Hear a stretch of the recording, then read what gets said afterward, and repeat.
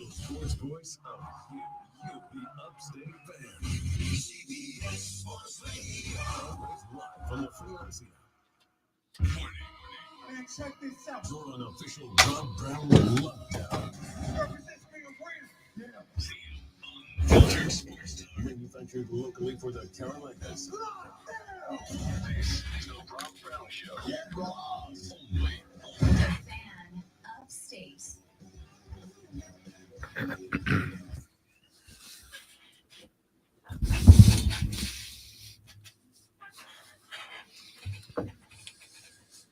Monday, ba-da, ba-da-da-da.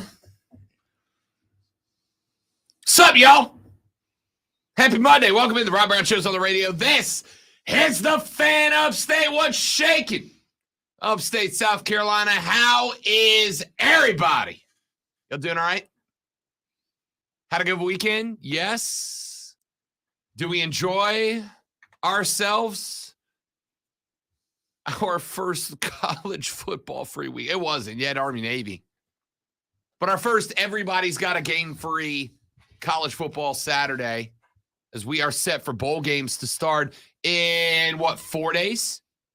And it's all right. You're gonna have some NFL this weekend. So I mean, you're gonna have football all day Saturday. Yes, indeed. Had football all day yesterday, and except Tampa. Tampa forgot to football yesterday. I gotta tell you, I kept waiting for the text from Lonzo with just like 26 smiling devil face emojis to come through, and it never did. I was a little shocked by that. It's because the Panther game was on at the same time, and I was enthralled. And Kansas City was playing at the same time too, and doing some stuff. Tampa gets rocked by San Francisco, and of course, Brock Purdy and the Niners just waste Tampa. And at the same time, Carolina goes on the road, wins their first roadie in 9 attempts at Geno in Seattle. And ladies and gentlemen, the lead of the Tampa Bay Buccaneers in the NFC South over the Panthers of Carolina it's just one game. It's just one game. Carolina is going to bleep around and win this division, y'all. Not to set myself for a cold takes exposed expose, but Carolina is going to bleep around and win this division because Tom Brady was able to successfully throw more tablets than footballs yesterday. We're going to get into that in a little. By the way, Brock Purdy is 13 years old. Look at that. Look at that kid, Lonzo. That kid's 13. And you can't convince me otherwise. It looks like someone who I might train to be a new producer. Yes. Brady, every post-game presser after an L, looks more and more like Skeletor. And Brock Purdy looks like the dude that turns into Shazam. Brady needs to get a smaller hat. That's all I'm saying. I mean, I guess that's stylish, having it way on top of your head. He looks like a cone. That's the thing, buddy. He looks like a cone head, though. I mean, with his bone structure now, it looks good, man. Yeah, okay. It look for a loser, yeah. 28-point L, the third largest L of Brady's entire career, distributed by Brock Purdy. I'm not sure he has an advocate. I guess you're trying to be it, and maybe you should be, because that would be. Could you do that as much as you would have to, though? Because you lose your voice eventually. Oh man, I finished the hockey game Saturday night. Right, we did the teddy bear toss. They invite the fans to bring stuffed animals, and after the first Rabbits goal, to throw them down on the ice, and they collect them and give them to children's charities around the upstate. Very cool thing. And I got to do that. And then also knocked off the South Carolina Stingrays in that game, which was dope. That's a rivalry, right? Got done with that game. And on the way out, I got into a conversation with one of the gals that works for the Bits. Terry, who is the ops manager, right? Like she runs the show, and she comes up to me after the game and she's like, "Man, you're so good at this. I appreciate your work." I'm like, "You're welcome, no problem." And she goes, "I have to ask, how do you do that for 2.5 hours and not destroy your vocal cords?" And I was like, "Oh no, I do. It hurts on Sunday mornings, but if Brock Purdy needs somebody to intro him into the Nespresser, give me a buzz, big dog. I got you." Ladies and gentlemen, my name is Rob Brown. Directly across from me, the other seductive voice you heard this AM is, of course, that of the Alpha and the Omega of the Fan Upstate. He is the conductor of the Symphony of Sound. That is the Rob Brown Show. The great one, Lonzo, is here as well, and I'd ask how he's doing. But ESPN's Get Up is now on consecutive minute number 9 of what does this mean for Tampa? And I can answer that. You don't need Ryan Clark talking for 12 minutes. Here's the answer. It means they're bad now. And they have a difficult schedule going forward. So they might be done now. Genuinely, going into the week, if you'd have told me that Saturday, I'd have been like, yo, slow your roll. Even if they lose to the Niners with Brock Purdy, I'm still not willing to go there because San Francisco's got one of the best defenses in the National Football League. It was not that they lost to San Francisco. It was how they lost to San Francisco. Lonzo, the door is not open for the Carolina Panthers.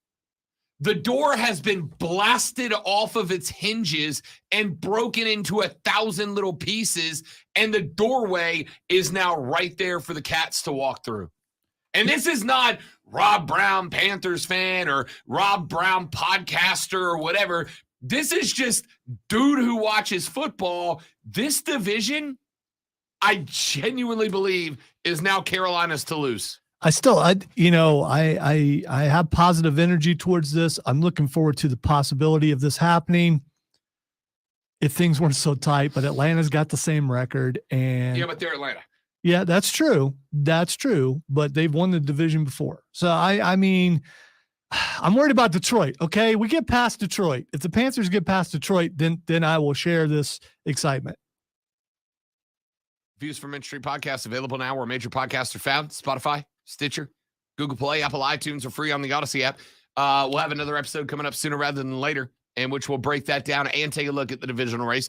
Also, can I stop you just for a moment? Because I don't want to go away from the Tom Brady bashing.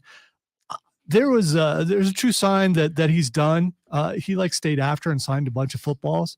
So he's getting ready for the circuit, where he's at a con somewhere just signing stuff. At a con. I love it.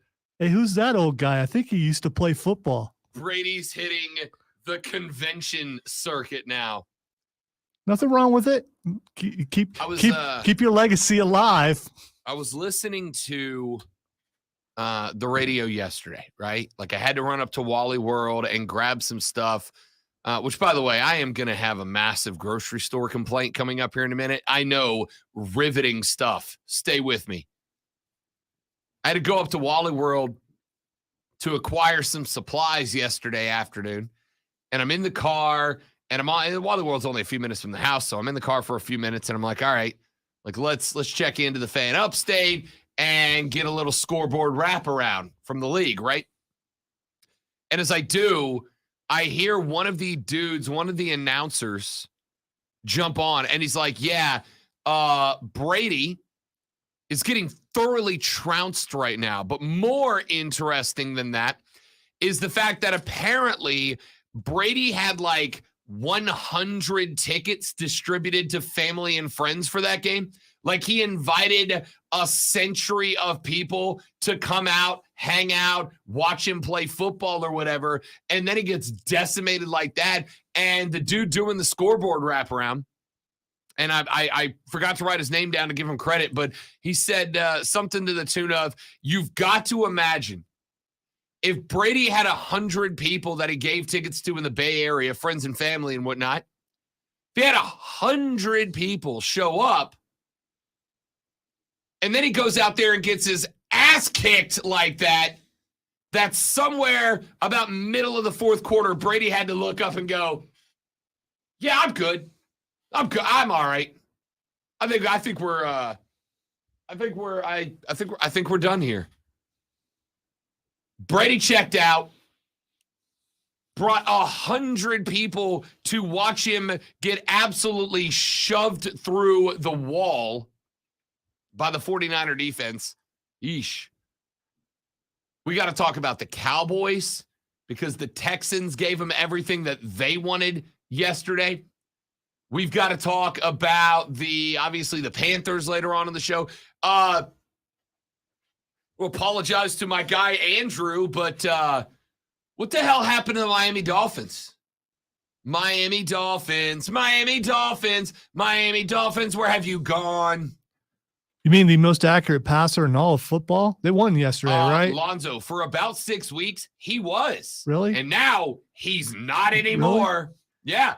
For about 6 weeks, Tua Tagovailoa was the quarterback in the league, and now he's bad again. He's bad again. By the way, his name made one of those lists, the 2022 most mispronounced words, because people can't pronounce his name correctly. I can't imagine it's not been on that list since he was at Bama, right? Yeah, but he hasn't had this much press since Bama. True. Thanks to Tyreek Hill. And what happened, Rob? You just talked about how accurate he was for all that time. What happened? Dude, for 6 weeks, he was. Like, jokes aside. Can he throw a no-look pass? Left hand, just can he play that? You can play the clip of that if you want. It's in there. Can he do that? Well, we can wait till you need to, unless you want to do it now. Can he do that? Because he can't. Listen, I know. Listen, I'm all down. I'm all down for Lonzo's passive aggressive jokes. Y'all know that. By the way, not passive aggressive, just regular, just aggressive. There's no. Where am I passive at? That's where I want to know. That's fair. Tua Tagovailoa for about 6 weeks was the most accurate passer in the NFL. Statistically speaking, he was the dude in the NFL. And that is why we had conversations like, my goodness, maybe this McDaniels kid is the new Barr, right? He is what Sean McVay was with the Rams. Damn, turns out this dude is kind of an offense whisperer. And I looked and was like, damn, McDaniels is good. He brought the best out of Tua. Maybe Tyreek wasn't wrong. And then the last 2 weeks, Tua Tagovailoa has been butt. All right, so I believed in Miami about as much as I believed in the Giants, about as much as I believe in Minnesota. Listen, for about 6 weeks, you didn't have to believe in Miami. They were just good. They were good. And now they're not good anymore. And, every year we have the conversation about what team has fallen off, right? The Rams have been the team we've talked about the fall off. Win the Super Bowl last year. This year, dropped 6 in a row. Needed Baker to save them from making it 7 in a row with a miracle throw. That's a fall off. Short-term fall off, it's the Miami Dolphins, where have you gone? Because that team went from a team that was like, maybe Buffalo is not a for granted AFC East champion. Maybe Buffalo is not going to definitely run away with the AFC. Maybe the Miami Dolphins are going to slow them up. And now all of a sudden, Miami has nothing more than, hell, the only play in the first half for the Dolphins was fumble it and let Tyreek pick it up and go 55 to the house. That was the only offensive play in the entire first half. What happened? All right. So we got all that coming up. So you want to play it now? Yeah, play it. I kind of want to play it. Go ahead. Ladies and gentlemen, Patrick Mahomes.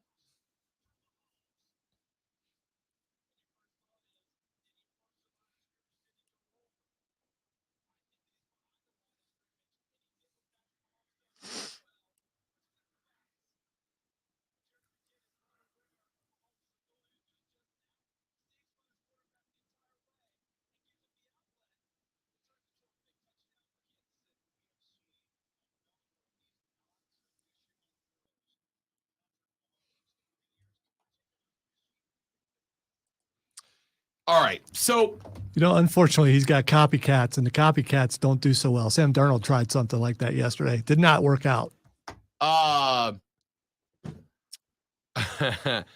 Patty Mahomes, if you did not see that play in real time, was running out to his right. Patrick Mahomes was pretty much dead to rights. Patrick Mahomes had a linebacker and a quarterback coming at him and was carrying the ball like a running back, right? He didn't have it up. He didn't have it up by the shoulder looking to throw down the field. He was carrying the ball like a running back. And when he was getting to the sideline, he recognized he had a running back who got in behind the cornerback. And so he tossed it underhand, sideways, across his body like that. And it goes for a touchdown. What? Like what? Once a month, Patrick Mahomes does something with the football that I immediately just have to go to YouTube and be like, show me it. Friday, show me that again. Replay that, please. And that there's been a lot of stuff Mahomes has done that I've looked at and been like, all right, like so-and-so did something similar to that. Back in the day, Brady made that throw or Josh Allen made that run or whatever. I don't think I've ever seen anybody do that. Just like flip it underhand like a softball over two defenders. It was like a 15-yard screen pass, but not, I don't even know. It was wild. The thing is, they have to do some goofy stuff in practice too. Wouldn't you think? That he just tries stuff, and not that he practices it over and over again, but all his guys are conditioned to know if he still has the ball in his hands, he's got a shot to get it to you in some way. So they run their routes and then they go wherever they need to go to try to get the ball. We've made the joke, the old football meme in the past is how many quarterbacks have that one wide receiver on the team, like a Tyreek, where at some point in the game, they just step off the back foot, launch it down there, and bleep it. Tyreek's down there somewhere, right? Bleep it. Olave's down there somewhere. Isn't it kind of the opposite in Kansas City? The receivers are like, I'll just run. Patrick's going to throw it somewhere. But it works. All right. A lot of NFL to talk about. Caleb Williams wins your Heisman Trophy. Was he the right call? Does anybody care? I got on Saturday. I was doing the hockey game. Then we had our corporate Christmas party. I stopped by for a little while. And I popped on the social. I didn't get really check a lot of Twitter screen time on Saturday. But I popped on the social when I got home, scroll backwards a couple hours. I'm like, all right, let's see what the conversation has been about the Heisman Trophy. Lonzo, I saw none. Nobody was talking about it. So I'm interested. Texas says, Lonza. I haven't seen this one before, Lonza. I have. Have you seen Lonza before? Yes. Okay. Lonza. It's more of a W or a D thing, I think. But yeah. Kansas City still can't beat the Bengals, Lonza. That pretty stuff ain't going to win him another Super Bowl. That's from Caleb. I appreciate Caleb at least sticking his name on there. And Caleb, you might be right because they haven't been able to do it, at least not this year. It's like 3 losses, so we'll see. I hope they get a chance to play him again. Rob, tell Lonzo he better not call Josh Allen a Mahomes copycat. Lonzo wouldn't do that. By the way, there's only one Patrick Mahomes. What I do see is what I mentioned earlier. Sometimes people try some of the things that Mahomes does, thinking, "Hey, it works for him. I'm good. Why not me try it?" And some of those guys actually succeed, but then you get what Sam Darnold did yesterday. Don't do that. Fan Trevor Lawrence is showing Tua who the man is after yesterday. Freaking TL. I told y'all, just give him a minute, not under Herb. I cannot tell you how badly Urban All right, Meyer all right. screwed up. How TL. come you can't talk about Trevor Lawrence without talking about Urban Meyer? Because he screwed him. No, he didn't. That's how no, bad he last didn't. year No, was. no, he didn't. Trevor Lawrence is now catching up to the game. It takes some Right. people a little bit Catching longer. up because he got put behind He because went- of Herb. He could have had the best coach in the NFL at the beginning of his career, and he was going to struggle. He was going to struggle because it's a different game. He's starting to get. I'm not saying he's there yet. That was a good game. It really was, and I hope he does well. All that Clemson, Carolina hate stuff, I don't care about that in the NFL. If I want to see Trevor Lawrence do well because he has awesome hair, and the thing is, yeah, he did well, but I can't blame it on Urban Meyer. You need to look at the struggle that Trevor Lawrence had with certain kind of defenses when he was in college, And Urban Meyer. and he's facing those in the NFL, and he's starting to get it now. And also Urban Meyer. Oh, Texas okay. says, Rob, the Cowboys are also a fraud team. Listen, that game yesterday was the type How about of game. them Texans? That game yesterday was a type of game that the Cowboys used to lose. I'm not saying they're turning the corner. I'm not saying they're the NFC Super Bowl reps, but they got a little bit of dog in them. We'll see if it's enough. Texas said Brady bleeped up big time by not taking that Super Bowl win and then that Super Bowl loss and retiring. Could have went out on top. Yeah, I thought he would have stepped away after the Super Bowl win. Decided to come back for more.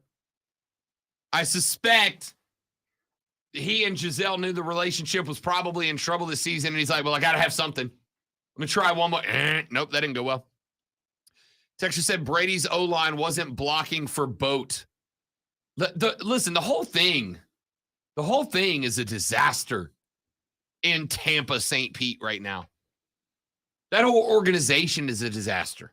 The offensive line is, and by the way, Tampa's one of the most injured teams in the NFL, but I think in week 14 or wherever we are, at some point you just got to eat it, right? You're just bad. Can they really just be bad this time, please?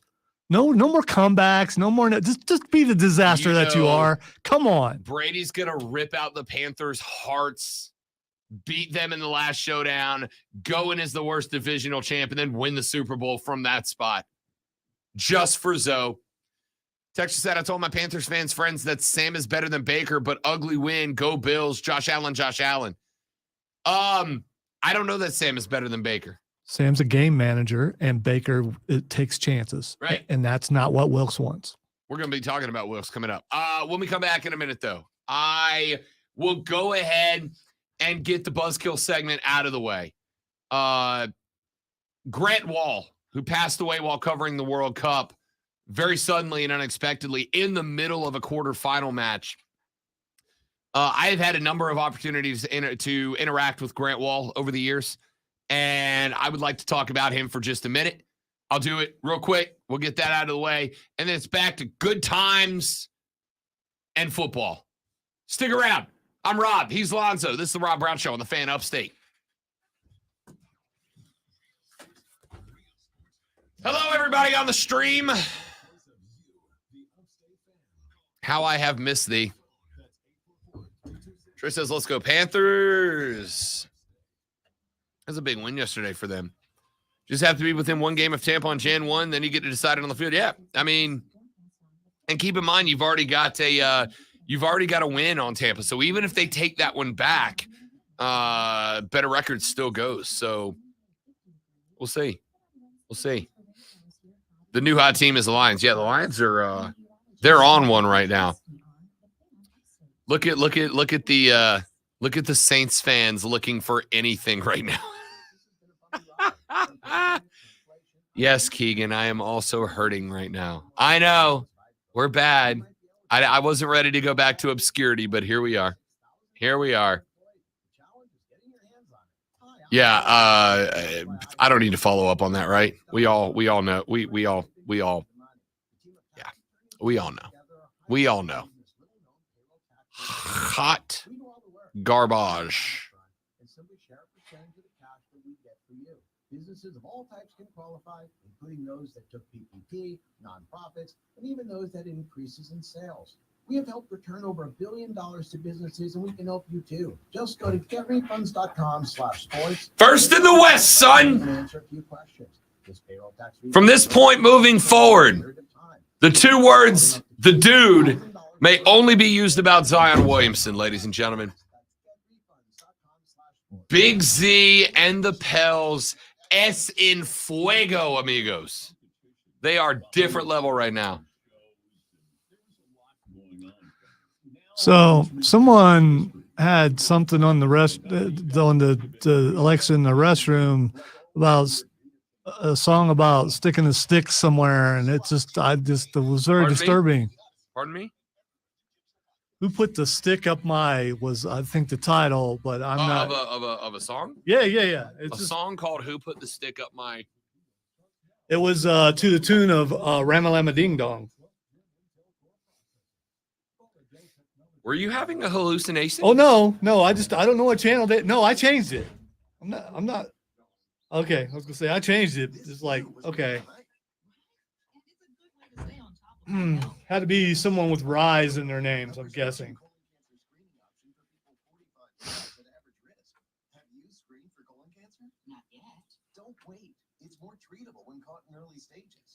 It really bothered me. I hate to be, just No, I it's need to know what that song is now. why.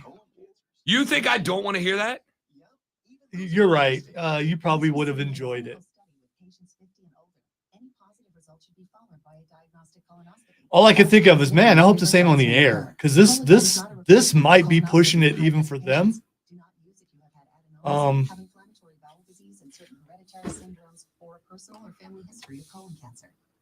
There are different standards on different stations. I get that, and that's fine. But yeah.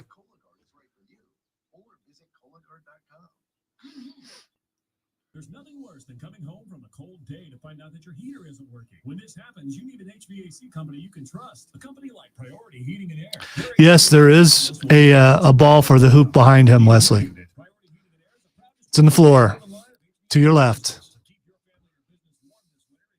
It was by the chair. Yeah, there it is. Yeah, earlier. Yes, there is, but I'm not going to get it because it's way over there. And I don't want to. But now, obviously, you have to take the shot. No, I was handing it to you. Here you go. Oh, that's all right. I got this. One and done. Buckets. Oh, that was not buckets. I was hoping that would happen. That's why I gave him the ball.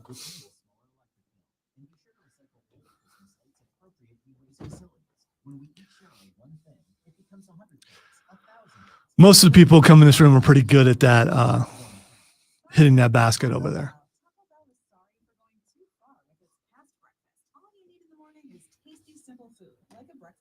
But some of them in the afternoon, like tear stuff off the wall.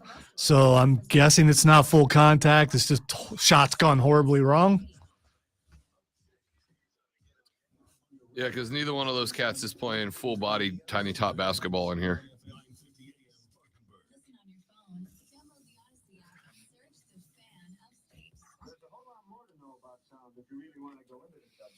Your smart speaker, USA playing 97 The Fan Upstate. On your HD radio at WFBC HD3. There's just one more time. And on your computer at FanUpstate.com. Get in the game on the Rob Brown Show. Only on the Fan Upstate.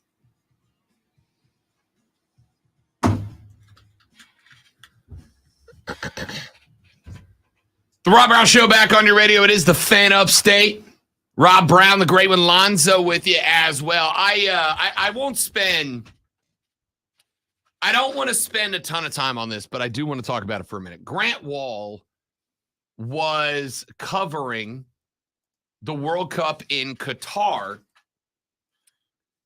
when during one of the quarterfinal games this weekend, he allegedly collapsed during a game and passed away very unexpectedly. I think for 48 years old, 47 years old. Grant Wall, I went back and forth about how to approach this and what I wanted to say. I had multiple opportunities to interact with Grant Wall throughout the course of my career. When Grant Wall was at Sports Illustrated, I had him on my show. When Grant was with Fox, I've had him on my show. As a matter of fact, for those of you that were around during the very beginnings of this show, I'm talking like right when I got here, when Diesel was on that side of the board, right when the show started, I had Grant Wall on this show. We talked about Charlotte FC. We talked about MLS growth and what domestic soccer needed to do to increase in popularity. And the theory that we had that the increase in domestic soccer popularity would be good for the U.S. international team, especially as we approached the World Cup in Qatar. Grant Wall was one of the people, one of the national writers that I enjoyed having on the show. And he was, in fact, I tried to get him on the show leading up to the World Cup. And unfortunately, due to his schedule and the schedule of this show now being in the time slot that it's in, we just never really got to where we could arrange a time. But I had Grant Wall's email address. I had Grant Wall's company number. And Grant was a dude that you could have on the show and talk soccer, and he was just genuine. I've done this a long time, and there are a ton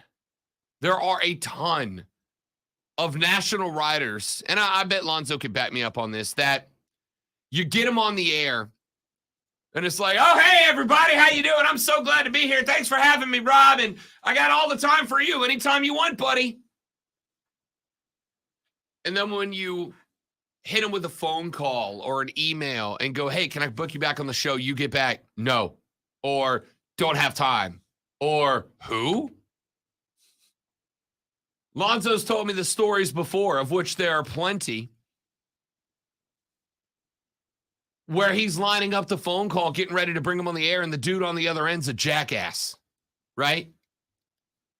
Arrogant, short, temperamental, and he makes it tough to kind of get everything going. And then you push that on-air button, and the host says, hey, welcome to the show, and all of a sudden they're polite and bubbly and fun. By the way, there are a lot of politicians that way. Oh, hell yeah, there are. For sure. Yeah. They don't want to talk to the little guy. And then when they get on with the star, then suddenly it's like, oh, I kept thinking is, you know what? I'm a constituent too. You should treat me the same way. But yeah, I mean, on both stations, I've had that difficulty. Grant Wall was never that guy. If I emailed Grant, even if Grant was saying no, it was, Rob, good to hear from you. Hope you're well. I sincerely apologize. I just don't have any time this week, but pop me another email off in the next couple of weeks and I'll find some time. The dude was just genuine as a human being. And as a writer, as a voice in soccer,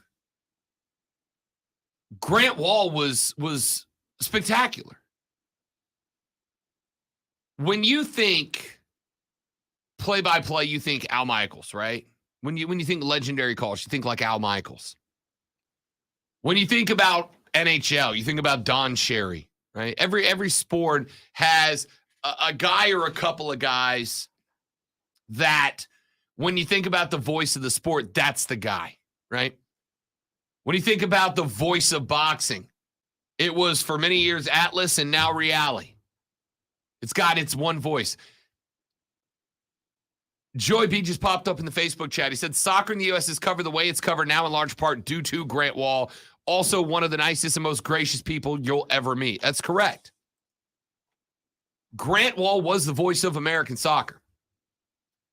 Grant Wall put in a stupid amount of ridiculously hard work to push the game, and not in a condescending way, right? One of my biggest arguments I've had with people over the years in trying to push soccer has been, don't be derogatory towards people who don't invest, right?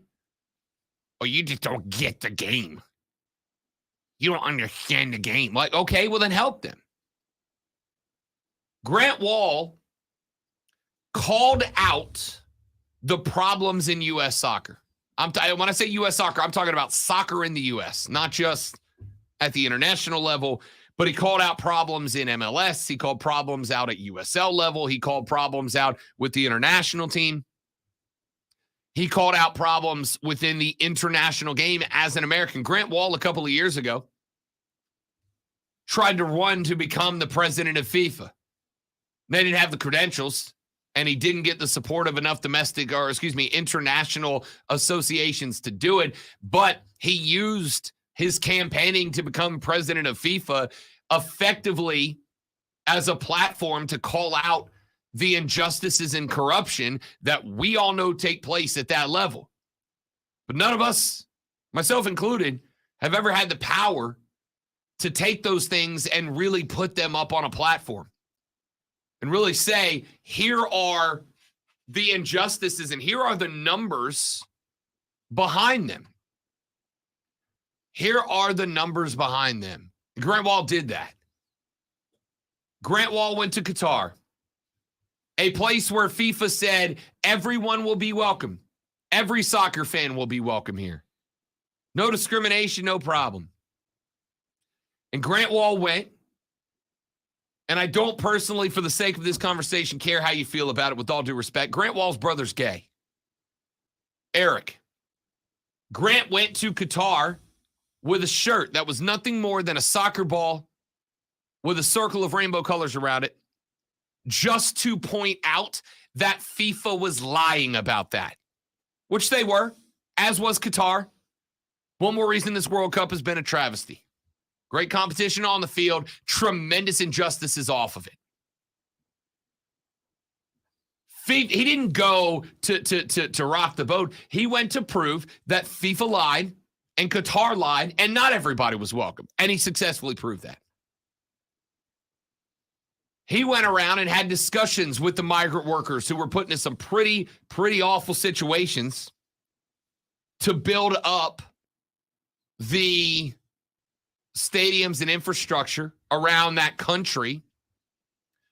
And he exposed that, continued to expose it, and put himself in a dangerous position, dangerous situation so that we would know. Because at the end of the day, while growing soccer was important to Grant Wahl, or growing soccer in the United States was important to Grant Wahl, so was making sure that the game was not taken over in the United States like it has been with FIFA, where the driving forces were corruption and greed and injustice and bullboat. And I think Grant Wahl did that as well as any journalist that I have seen. And when I say that, I mean in any capacity, not just in a sporting capacity. I mean as any journalist who has reported on government corruption, on local corruption, on crime waves across the country, whatever. Grant Wahl did for soccer a better job at exposing corruption, greed, and injustice than a lot of reporters have done at a lot of levels, myself included. But at the same time, pushing soccer and its coverage in this country ahead. And while he was doing all of that, and I'll tell you, when I was a TV news reporter, and one of my jobs was to spend hours and hours and hours and hours looking through every single stinking financial document that crossed across the county commissioner's desk to try to find the one decimal place that showed somebody got paid too much or too little or whatever. I absolutely got jaded. I absolutely got frustrated. I developed short patience. Grant, who dived headfirst into the corruption and the greed of soccer at an international level was still kind and genuine and thoughtful. And now for me, I don't consider Grant Wall a friend. I didn't know him personally. I do know that I got the opportunity to meet him in 2012, 11. The U.S. men's national team was playing in Jacksonville. And I went to that game. And before I went to that game, I had Grant Wall on like 2 weeks ago. And when I closed out that conversation with Grant on the air, I said, Grant, I will be at this game in Jacksonville. I'll be coming over to cover it. I can't wait. Man, I hope I get the opportunity to meet you while I'm there. And he said, let's make it happen, Rob. And now, Lonzo, those are on-air platitudes that every on-air host gets to every other on-air host, right? Hey, I love your show, man. Man, I ain't never listened to your show in my life. Really enjoy the conversation, man. Dude, I cannot wait to push the end button on this call, right? I said, Grant, I'll be there. I hope I get the opportunity to meet you. He's like, let's make it happen. And I thought that was going to be the end of it, right? If I bump across him in the press box, great. If I don't, whatever. The night before the game, I got an email back in my thread with Grant Wall. Rob, appreciate you having me on the show the other day. When you get to the press box, I'm in seat number 3, aisle number 2. Come by and say hi. Told me exactly where I was going to be. I went by, introduced myself, talked soccer with him for 5 or 6 minutes before kickoff. I said, I'm not friends with Grant. I've had probably 15, 20 conversations with Grant Wall over the last 10, 12, 14 years, right? I average maybe a discussion a year, most of them on the air, interview style. But every time I did, it was Rob, RUL. How are you? Where are you at? What are you doing? This one sucks, dude. This one stings. Said I'm not in a spot I could call Grant Wall a friend, but of all the people that I've had on as an occasional interview here and there, he's the closest you could. Grant Wall was a great dude. He was a great journalist. Listen, I think we're going to be hearing trickle truths about this World Cup for a long time. I think there's a lot. We all know there's a lot of shady BS going on behind the scenes. We all know there's corruption, greed, etc. And it's all stuff that hurts the game of soccer. And I think Grant Wall knew that, and that's why he was who he was. I think we're going to be learning some pretty horrendous boat about this World Cup for a long time. I don't know if Grant's name will be caught up in any of that. It's not, to me, the time nor place right now to be speculating about what happened. But Grant Wall was a good reporter, a good journalist, a hell of a soccer guy, and just a nice dude. And he will be missed in my circle and the circle of everybody who ever got the opportunity to run with Grant Wall. Great dude. We will miss you, my guy. Let's take a break. We'll come back, wrap up hour number 1 after this on the Rob Brown Show and the Fan Upstate.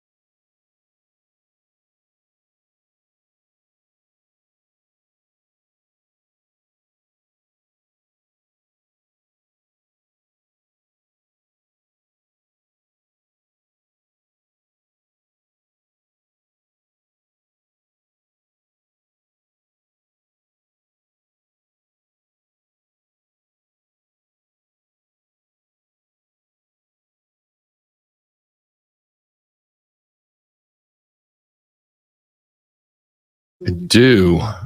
Let's come back. Mike, how you been, my guy? Thank you, man. It's great to see you. Great to hear from you. Mike and I go back. Golly, let's see. I'm 38 now, so Wow. all the You're way back to 38? 30. Well, I'll be 38 in February. Close enough that I call it 38.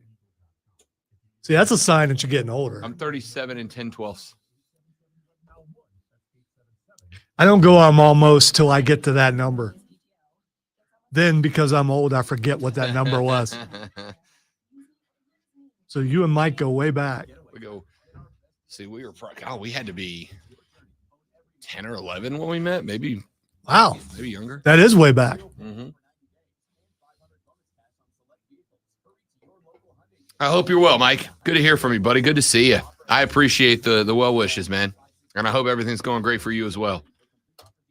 When temperatures drop, COVID-19 cases may rise. So if you test positive and are at high risk, act fast. Even if your symptoms feel mild, ask your provider if an authorized oral treatment could be right for you. Visit treatcovid19.com. Sponsored by Pfizer. From the Ingles Market Studio, the Upstate.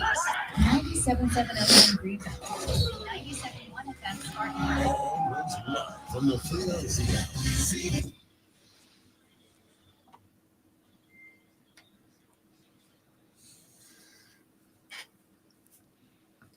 I'm going to get to the Greg Berhalter thing later on in the show. I don't want to go back-to-back soccer here.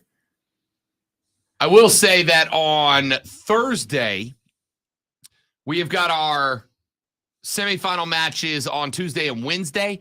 On Thursday, John Harkes, head coach of the Greenville Triumph and, of course, multi-time World Cup participant, will join us on the show. We will take a look back at the U.S. exit from the World Cup and a 3-1 L to the Netherlands. What went wrong? We'll talk a little about Berhalter's management strategy of the team because we got a pretty wild story yesterday, and we will talk about that. And, of course, we'll break down our World Cup third-place game on Saturday and final on Sunday with John Harkes on Thursday's edition of the show. So if you are a soccer fan who has been following the World Cup, make sure you are here Thursday morning when we talk to John Harkes about that. Should be an interesting discussion. Can't wait to have it. A couple of other things that I did want to get into on the radio broadcast today. Heisman Trophy went out on Saturday. I found this very interesting. We'll talk about Caleb Williams' win later on. Of course, Caleb Williams, who left Oklahoma after taking the job from Spencer Rattler. Lincoln Riley hit the transfer portal, went out to USC, and Caleb Williams followed him there, went on to win the Heisman this year. Saturday during the day, I've got push notifications turned on my phone for pretty much every major sports news outlet, right?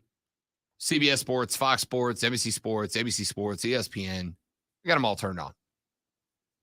Which becomes very annoying sometimes. It does, but I also, I feel like in my role, I have a responsibility to know what's happening when it's happening, right? I'm just glad when silent mode's on, when it's not. What game are you playing back there? Pick one. So Saturday during the day, at the end of the day, right? Swamp Rabbits drop the puck at 7. Obviously, when the puck drops, I'm kind of caught up in that. Can't spend a ton of time on the phone. But I went and counted. I had one Heisman Trophy presentation alert. And the only one that I got, Lonzo, was from Espen going, the Heisman Trophy presentation starts right now. Tune in live. Right? That was it. Saturday comes to its conclusion. I finish up the hockey game. I hit the corporate Christmas party. I get back to the house at like 12:30, 12:45 in the morning. Take the shower, hit the bed, and like I do, I end the night scrolling down Twitter to see what I missed. I scrolled back all the way till like 8 o'clock, I saw 3, maybe 4 tweets from people I follow. And for those of you that don't follow me on Twitter, please do at The Rob Brown Show. If you follow me on Twitter and you engage with me on Twitter, I will follow you back. So I've amassed a pretty deep field of local sports people, listeners, fans, friends.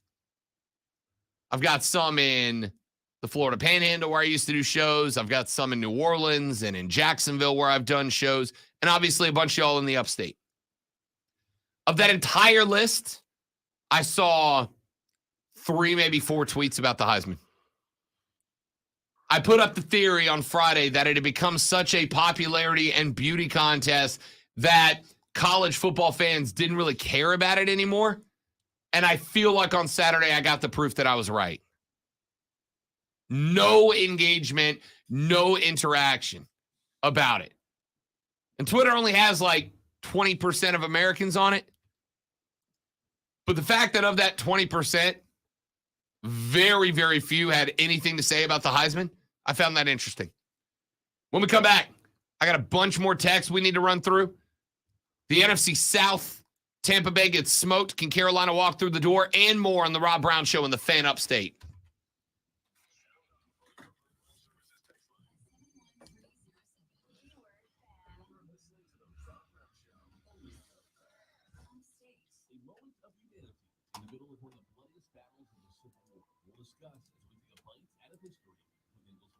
It's December, and a cold snow is falling on Fredericksburg, Virginia. Confederate soldiers are well entrenched on high ground called Maurice Heights.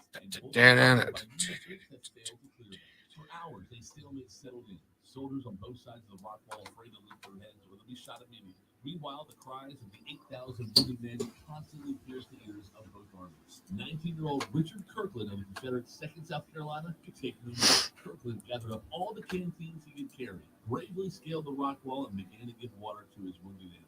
Both Union and Confederate soldiers held their fire, quickly realizing what his young private was doing. For more than an hour and a half, Richard Kirkland ran back and forth over the wall to give water to Union soldiers, all while a constant cheer rang from both sides. Afterwards, both sides resumed their fighting positions. History gave Kirkland the nickname Angel of Maurice Heights. This has been a bite out of history with Eagles Markets. Kevin Harlan here from Monday Night Football on Westwood One. Coming up in the prime time. Patriots travel to the desert to face Kyler Murray and the Cardinals. Arizona looking for a resurgent end of the season, while the Pats are trying to stay afloat in the playoff race. Join Hall of Fame quarterback Kurt Warner and me for all the action on Monday Night Football. Get ready for the game with more details and preview at WestwoodOneSports.com. Here's to Prilosec OTC. Without Prilosec, I wouldn't be able to enjoy all this yummy holiday food. Speaking of, whoever made that apple pie, delicious. I just take one pill each morning and zero heartburn all day. So cheers to Prilosec OTC. Ooh, are those jalapeno poppers?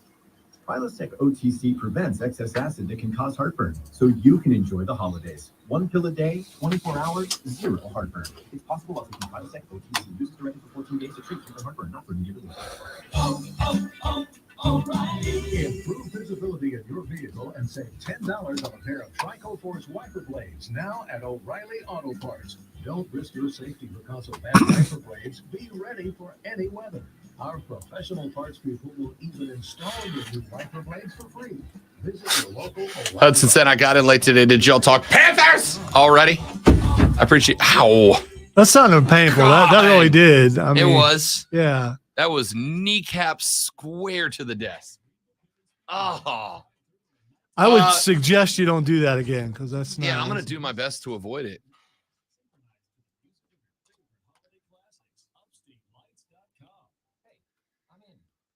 We had a little bit Hudson, but we're absolutely coming back to it. Stick around. We're getting to that.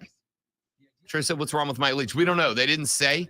They just said he had a medical issue at his house and he was taken to the hospital. But I do not know. Keeping an eye on that story. We'll see if it gets any details while we're on the air. I didn't say much because I knew they brought Stet. Just show off they kind of care about the non-winners. I watched and recorded it. Let's be real. You watched it. It's like me with sports, Lonzo. I have probably 190 different games recorded on my DVR right now. Once I know the final score to a game, I become about 99% less likely to ever go back and watch that game. Not me. You'll still watch it even. I will go back, especially if I know it's something we're going to talk about, or if it's something that if it's one of my teams. I watched every Clemson game. I didn't want to, but I knew we'd be talking about it, so I went back and watched them. But if you watch them while they're recording, and if they use the entire, at least a good portion of the 40-second clock, you can skip with the 30-second skip. You can get through an entire game in like 40 minutes. And if you miss something, you can rewind back. It's like I take it as like watching coaches film. So that's fair.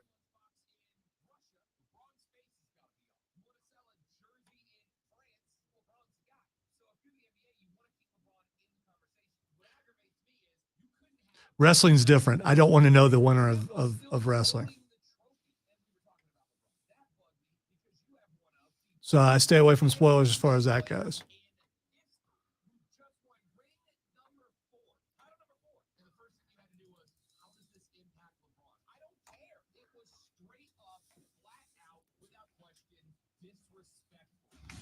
Great show, new time. Rob Brown Show. Now 9 a.m. only on the Fan. Upstate. Our lineup of playmakers. The DA Show, mornings at 6. Rob Brown Show at 9. The Jungle with Jim Rome, weekdays at 8. And Offsides with Mark Ryan at 3. Real sports talk for real sports fans. Upstate. Now CBS Sports Radio. Upstate. Here's how to get in the game. On your radio at 97.7 FM, 1330 AM. Greenville, 97. Yeah, Wesley, like I said, I didn't necessarily want to get into that on the air because, again, like I just don't think it's that time yet. And there's a lot of conspiracy theories that are flipping around right now. All I will say is it doesn't sit right with me. And I know that I'm not alone in the fact that it doesn't sit well with me.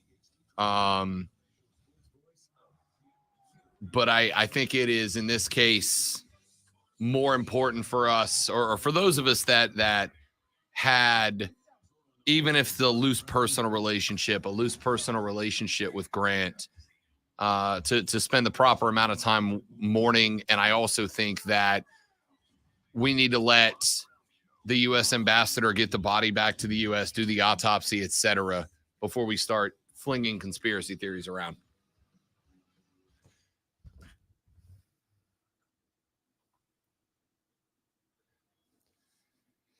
Our numero dos of the Rob Brown Show starts right now. Welcome back, ladies and gentlemen. Rob Brown, Lonzo, and you.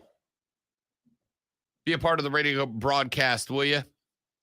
844-FAN phone, 844-FAN-FONE. That's 844-326-3663. Text us on the Preferred Home Services text line at 71307, 71307. I'm going to throw this out real quick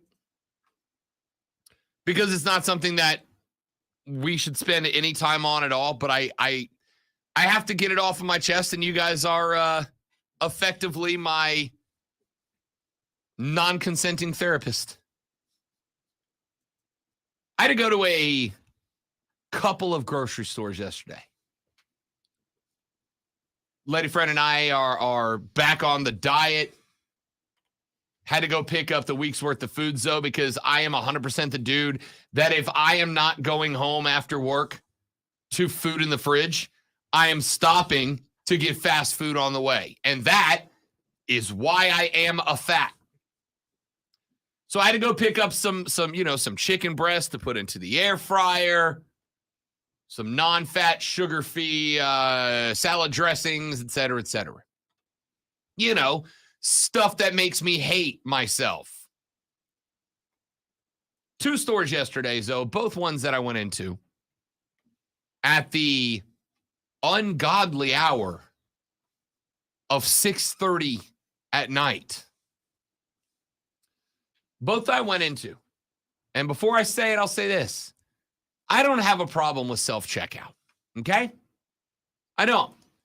Because if it is 6:30 on a Sunday, and I am in there with wet hair because I just showered and no hat, and a hockey jersey with no undershirt because I'm lazy and didn't want to get one out, and dirty jeans from the day before because I didn't want to put on a new pair, and flip-flops because, again, I'm lazy.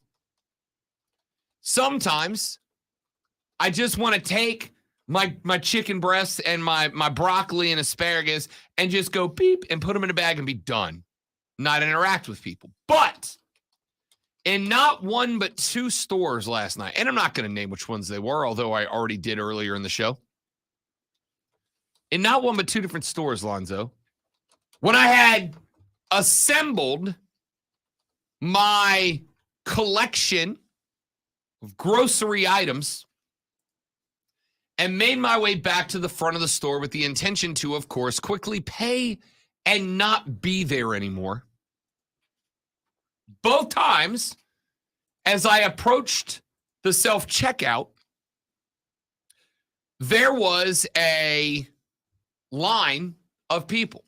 Now, while I absolutely have respect for people who food prep, right, who meal prep, like they cook all their week's meals at the beginning of the week and store them away. I got respect for that. I don't have that discipline.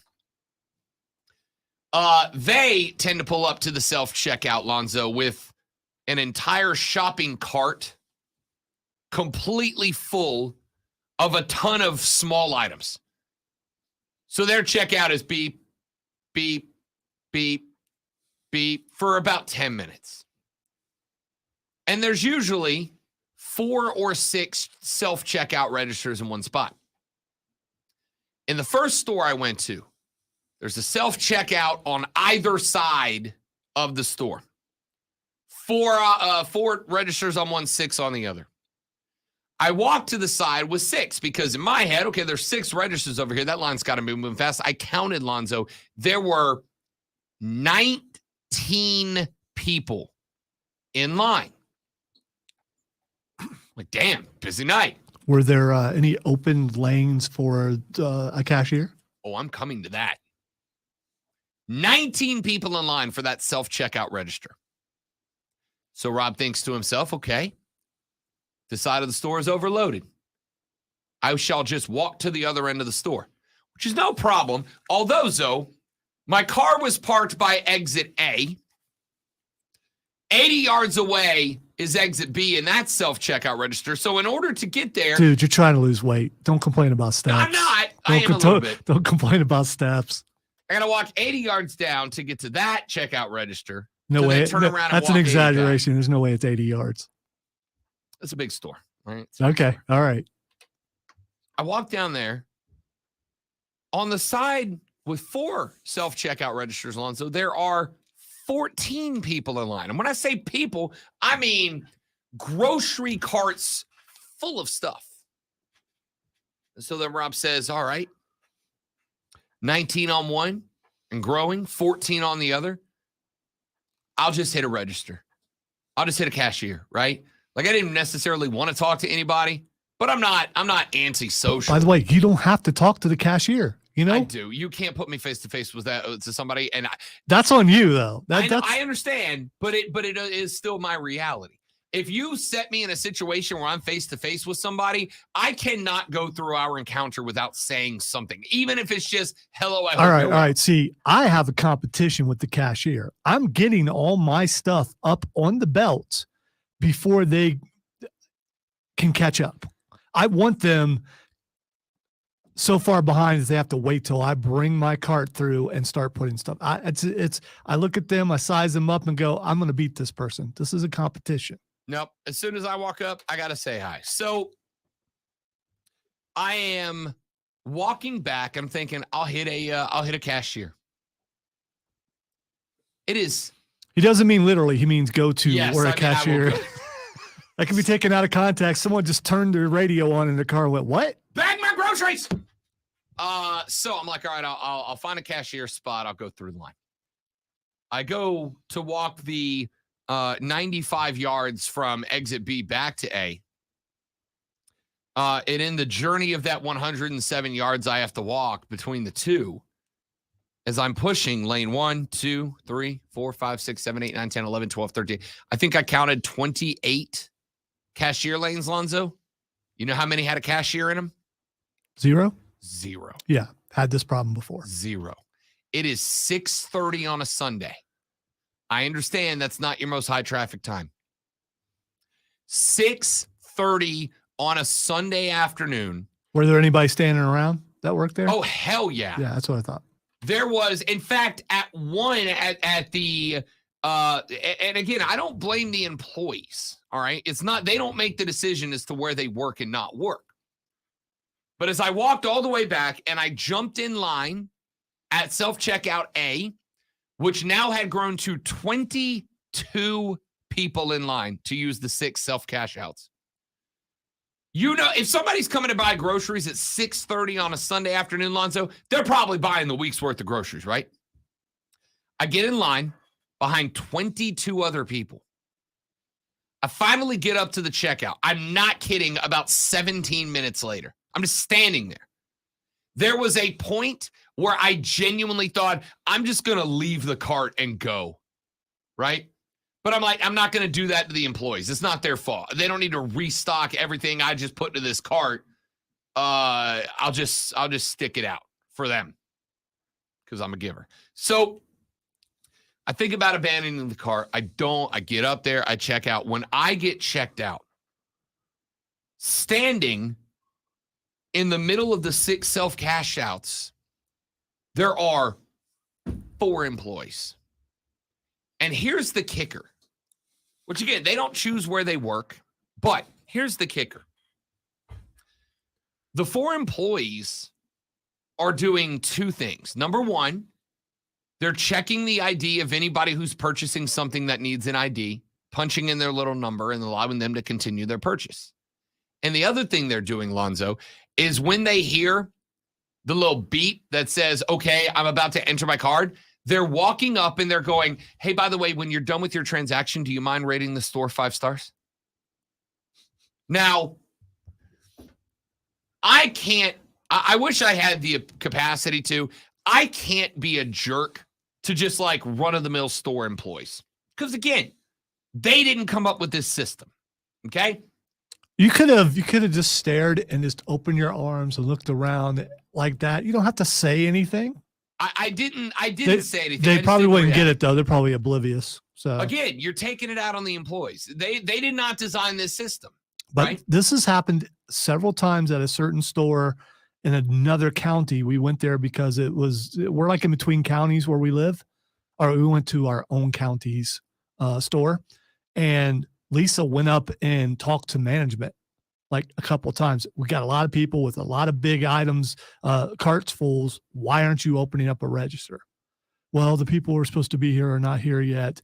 And then the manager walked over and opened it up. The reality is it's because it is easier and cheaper to have 4 people asking for 5-star survey responses than it is to have 12 Rob people Brown, working the registers. if you are going to bow to your AI overlords, this is what you're going to get. Okay. When you allow computers and artificial intelligence to take over for actual human beings, this is what you get. Here's the thought that I'm getting to, right? So here, I'll finish the thought and then I'll go to that one.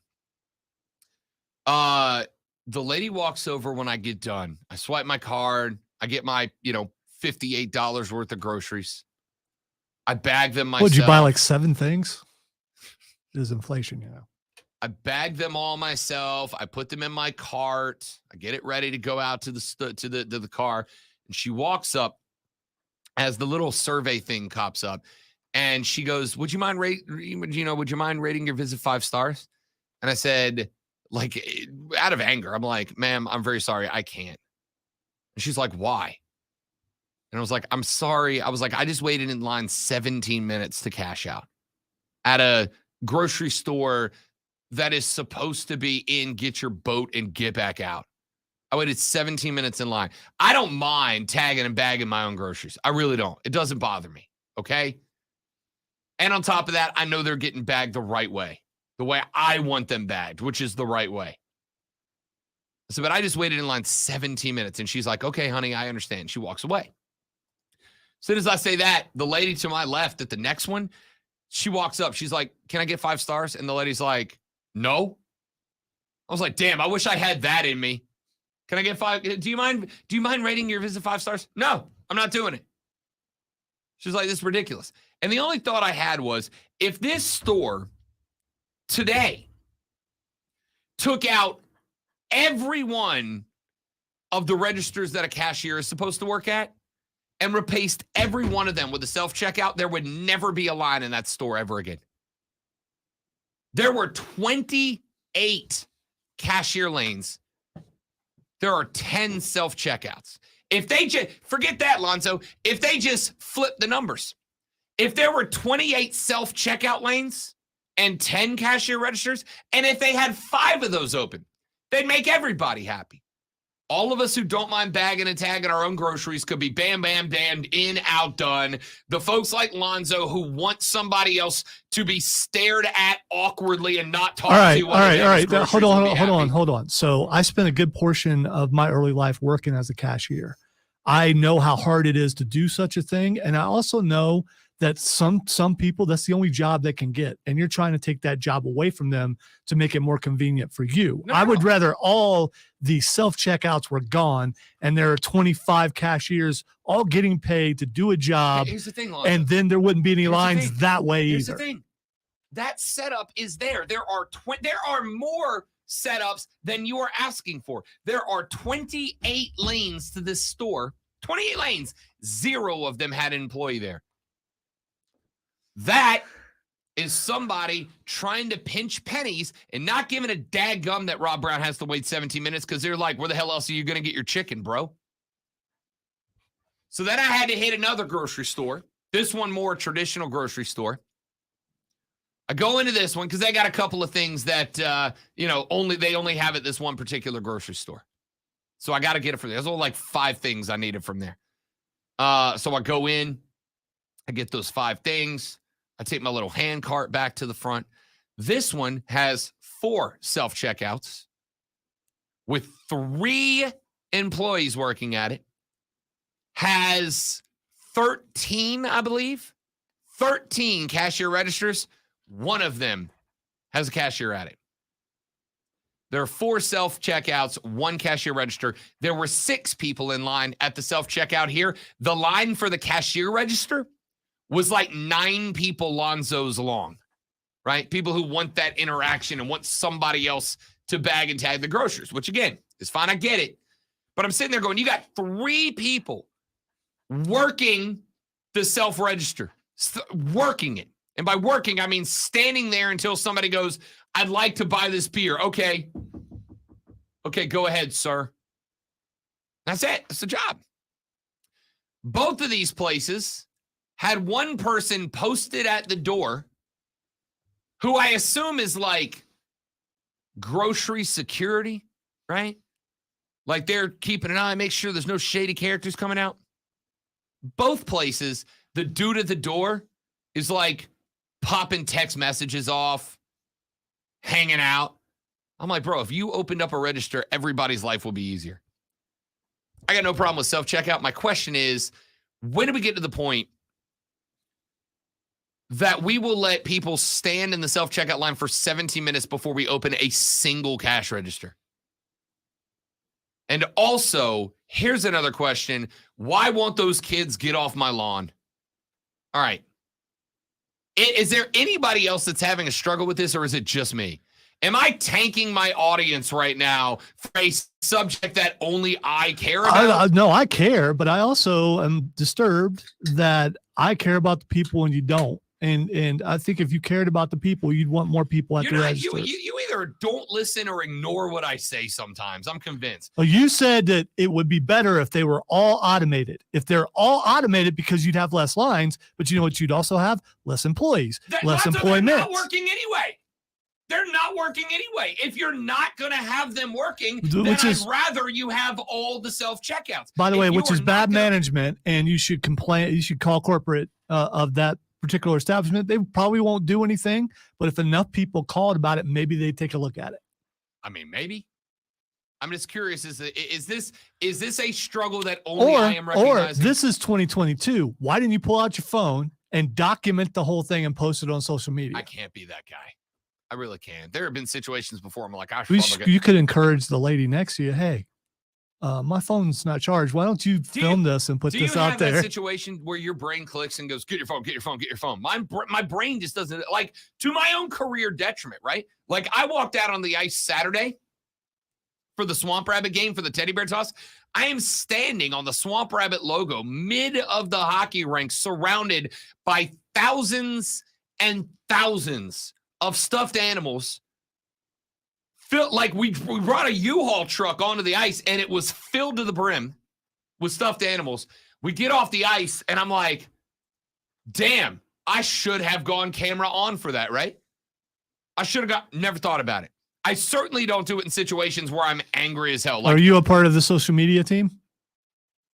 For the Swamp Rabbits? Yeah. No, I'm part of the Rob Brown Show social media team. Well, I'm guessing. I am the Rob Brown I know, social but I'm media guessing they have a social media team, and that's on them. That's not your. No, I mean, yeah. they got theirs. I'm saying for all right. me. Well, you could have shared theirs. All right. Let's see. Fan, if you go to a smaller store, usually it's all cashiers, real people that you can talk to and are touch, but you might get in trouble for. Okay, come on, man. I will say this. You know who's grown on me? Proofreading is an art, by the way. You know, I know I did it on purpose. You know who's really grown on me? Can I give a shameless plug? Aldi. I'm a big Aldi guy. Yeah, not me. Why? Because I get stalks every time. I don't care what You get what? stalks in their vegetables. All right. A hard piece, a piece like it's corn or green beans or whatever. No matter what vegetable, there's always something that I get. And what? And you hate a grocery store for this? Yes, absolutely. Because they're the store. Every time my wife gets vegetables from that place, I say, where do these vegetables come from? Okay, I don't want any. But it's because I'm always going to find a stalk. Yeah, you don't nearly break your teeth on this stuff. And I don't believe that there's any chance that it's being planted there just to get at me for some reason. But it's cheaper, and there's always people working the register. Wow, it's cheaper. And there's always people working it's the cheaper. register. I might lose a tooth, but it's cheaper. No. Texter said air fried zucchini sticks rock. I'm down to try. I've gotten big into air fried just about anything is pretty good. So all right, let's take a break. That was probably a segment that I'm going to be in trouble for, and that's okay. He's not going to be in trouble. That's okay. It's called real life. That's what we do here. I didn't need to do 18 minutes on grocery store. You're checkouts. right. You didn't mention Clemson once. You're going to get a text from that. How can you talk about grocery stores for an entire segment and not talk about them Mighty Tigers? Either have cashiers working or get rid of the cashier booths and make them all self-checkout. If you're not going to give those people a place to work, then at least give me a place to check out and get the hell out of your store, please. It's the Grumpy Old Men Show. We're back after this. I do have a segment I want to get to. A Tennessee player is about to make his decision about whether to play in the Orange Bowl or call it a college career. And there's a reason that I want to talk about Jalen Hyatt, and I'll do it next. Rob Alonso and you. It is the Rob Brown Show. It is the Fan Upstate. All right, guys, got to do a live read, and we will be right back. Stick right there.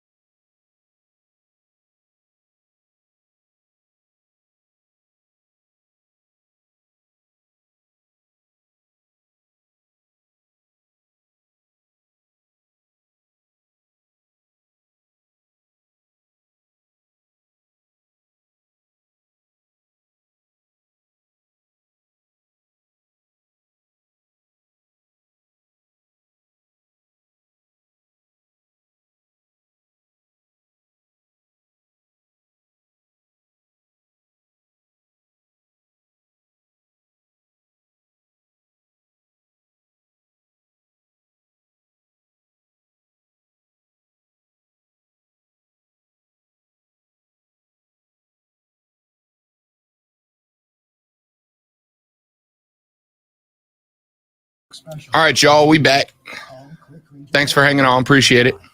Granger for the ones Yeah, I was properly chastised for my distaste for Aldi. I was reprimanded, and I And you should feel got bad. docked some pay. Now the only thing I can afford to is go It's to Aldi. Aldi. April said, "Hear you, Rob. I do love Aldi too. And you want to talk super fast cashiers, dude? I can barely unload my cart before they're ready for me to pay. I'm sweating by the time dude. The Aldi cashiers don't play. They don't play. They're beeping the basket, beeping the basket, beeping the basket, beeping the basket. I can beat them. No, you can't. Yes, I can. Those people are Guinness World Record competitors at bagging. One groceries. problem I've They don't always bag groceries. That's the only thing I don't like about Aldi, is that they don't bag. But that being said, the girlfriend got me a reusable bag that now stays in the car only for Aldi trips. how eco-friendly of you. So surprising. I am. I believe in conservation efforts. It was sarcasm. I know it was, and I took it and returned it with genuineness. Wow. That's not a word. I gotta say, Genuinity. yeah, that's closer. When I moved here 25 years ago, I couldn't believe how slow all cashiers are here because they use one hand. When you're trained in Ohio, and it might be this way in other states too, you do this, you do this, you do this. You use both hands. You're getting twice as much stuff done. They do. Boom, It's- boom, boom. Grab, swipe across into the right hand into the Yeah, no, there needs to be this. There needs to be this. There are contests about we got judged every week about how quickly.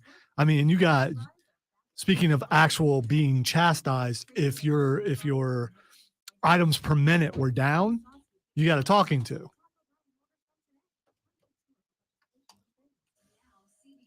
You know, back in my day, Back in my day. they knew how to use a scanner on a cash register.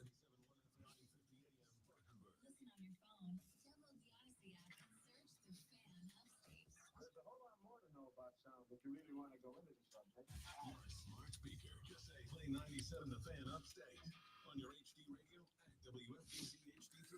There's just one more thing. And on your computer at thefanupstate.com. More than the scores. Real sports talk for real sports fans. The Rob Brown Show, now 9 to noon. Upstate.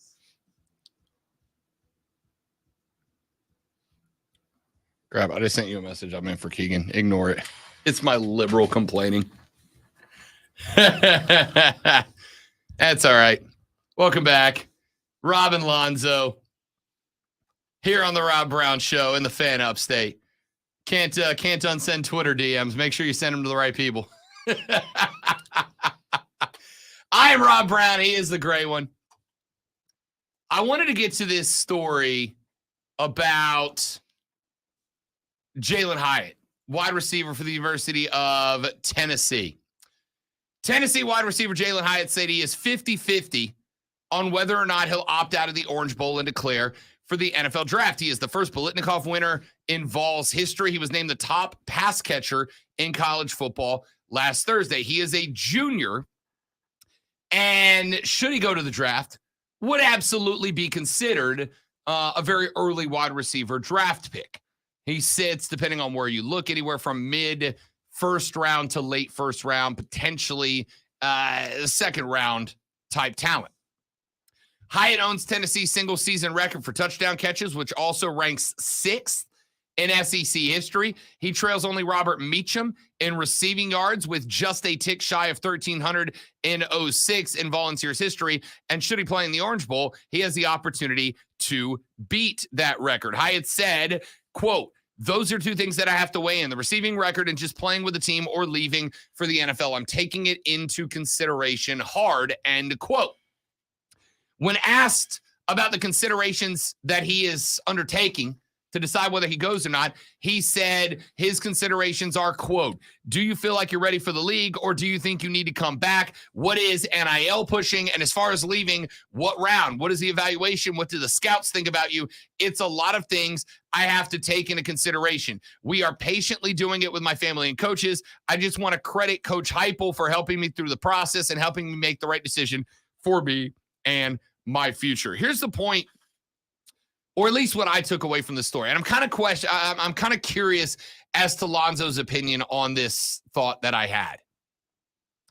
Because, Lonzo and I have talked about NIL at length. That may shock you. Hyatt is sitting here and I think proving a point, which is that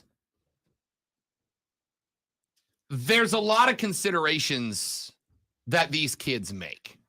And I think that sometimes fans, Zoe, really boil it down to, well, they don't love the team.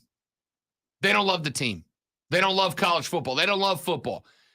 But Hyatt is sitting here laying out on the table that he has got a heck of a lot of considerations to run through before he ultimately makes the decision about whether or not he is going to take it and sit out of the Orange Bowl. Now, I have heard people in the past say, if you're a bad teammate if you don't play in the bowl game, you're selfish if you don't play in a bowl game, yada, yada, yada. This is a kid that's got a contract that could be $20, $22, $25 million, depending on where he gets drafted as a rookie. And they're looking into that. But this is a kid with tens of millions of dollars on the line who's telling you, I'm still 50-50 to play in the bowl game because I want to be there for the team and because I'd like to put the, the signature on the records in the record books, which he really only needs one more game to break the overwhelming majority of Tennessee's wide receiver records. I think sometimes because we are talking about kids and we don't view them as adults who have adult decisions that they have to make about their own lives, I think sometimes we tend to kind of want to boil down and simplify this decision to, do you want to play football or not?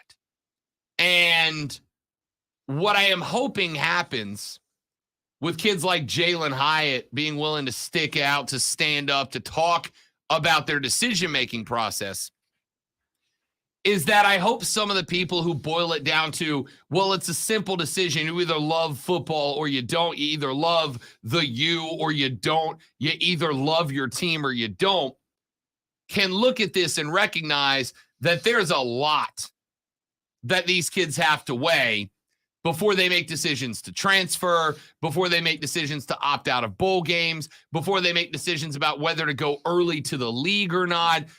These are tough decisions for these kids. They're tough conversations that have to be had for these kids.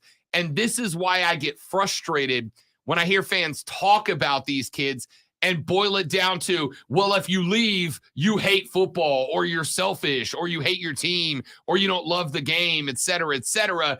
It gets a little frustrating. And Jalin Hyatt, I think, did an excellent job here of laying out why this is tough, such a tough decision for him to make. When NIL and transfer portal came about, loyalty for team went away. That's fine. I mean, there's still going to be some kids who are loyal to their team, loyal to their teammates and all that kind of stuff. And then there are other kids who know this is a business.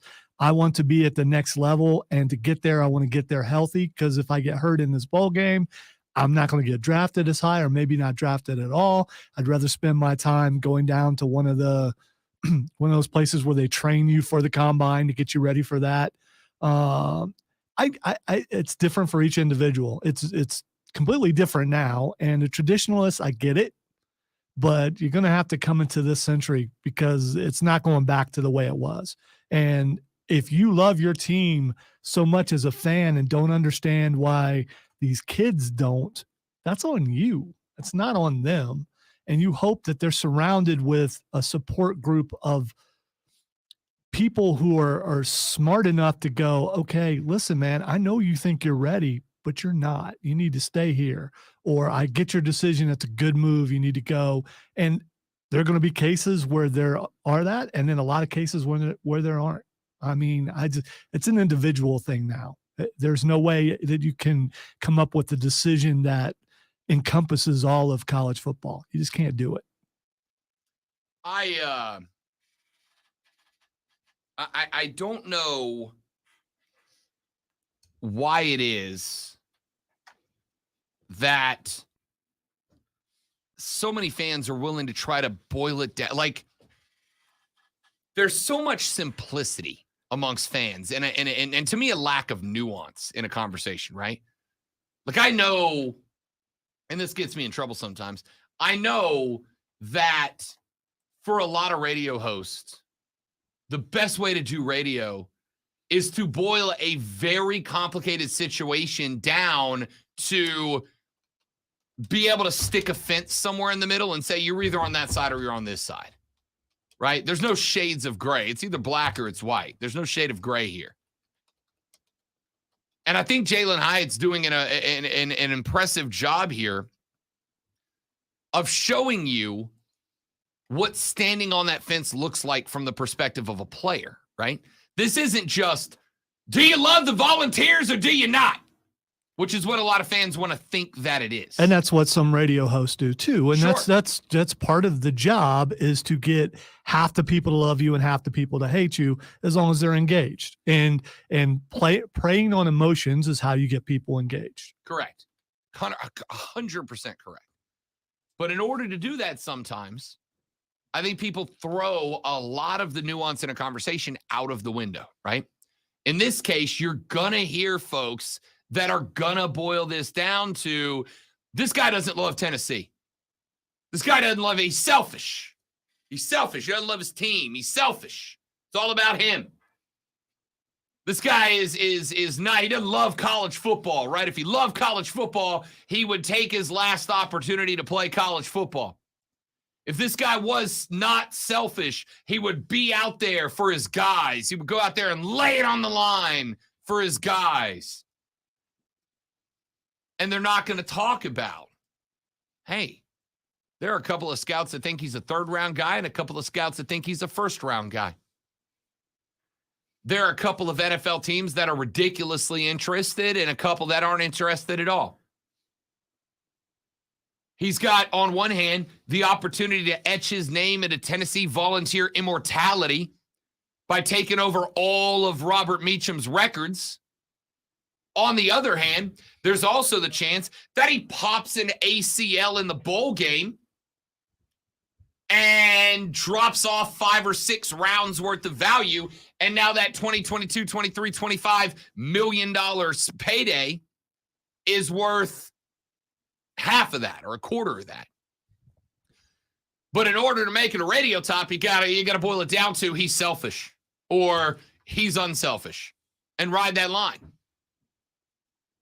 I would love for any of the hosts that are going to do that, because there will be a few.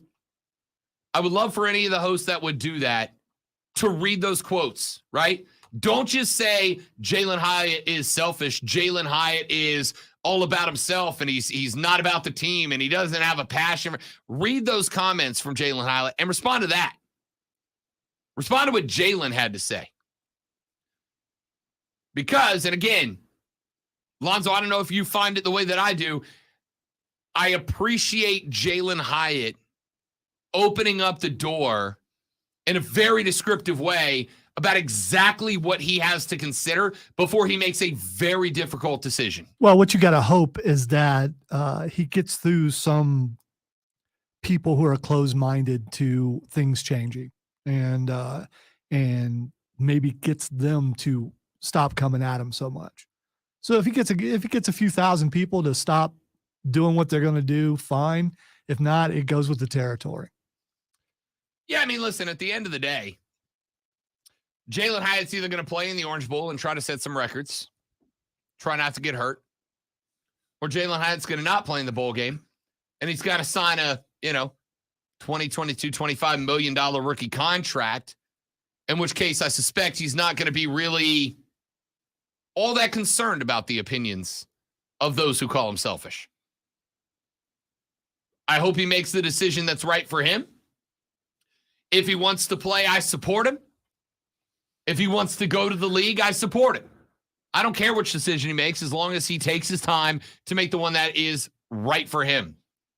I'm just saying, if you boil it down to these kids are simple, they're selfish, they don't love the game, I think you're wrong, and I think you're being unfair. But if you are in that camp and like that kind of talk, there's plenty of it out there. Also true. Also true. Texas said, Rob, it's antagonizing and that's entertaining. These shows would be boring without it. I had that conversation with another buddy of mine who hosts the show down in Pensacola the other day. I think there's, the show's for everybody, which is why I've got no problem saying, and I've said from the beginning, Lonzo and I both have, we know this show ain't for everybody, right? This show's not for everybody. And if you don't like the show, that's okay. I have had no shortage of people over the life that have come up to me and been like, man, I'm not a fan of your show. Okay, cool. Sorry. All I can say is, man, I've thought enough. Can I just be mellow for a while, please? All right, let's see. Do I have any mind-numbing topics coming up? I sure do. Heads up college football. Guess who's on the prowl in the transfer portal right now? Could it be a game changer? I'll tell you what head coach that has been anti-portal is now peeking through the window. Vertical blinds or horizontal blinds? Which is better for this illustration? I think the vertical blinds are more creepy, right? Yeah, I'm staying out of it. I might be biased. Does that mean you have a particular way you prefer creeping through people's blinds? There's only one way, Rob. During this break, I'll be on Amazon ordering new blinds. Stick around. The Rob Brown Show rolls on after this. It's the Fan Upstate. All I know is I had to go to the bathroom. All you did was just keep talking. We need to come up with a signal for you need to pee. Then I'll know you're doing this on purpose. This way.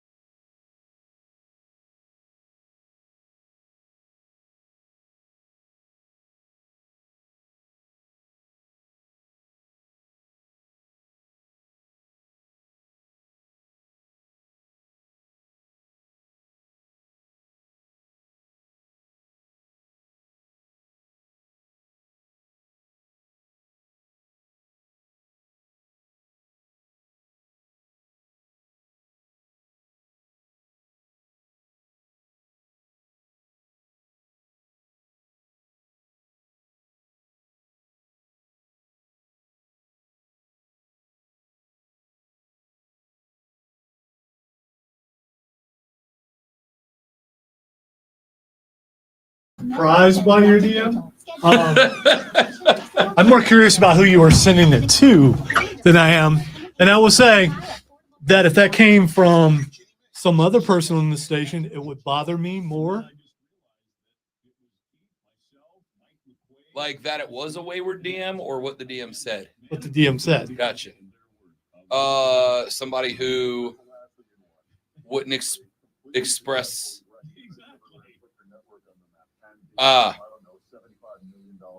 Really? That would surprise you?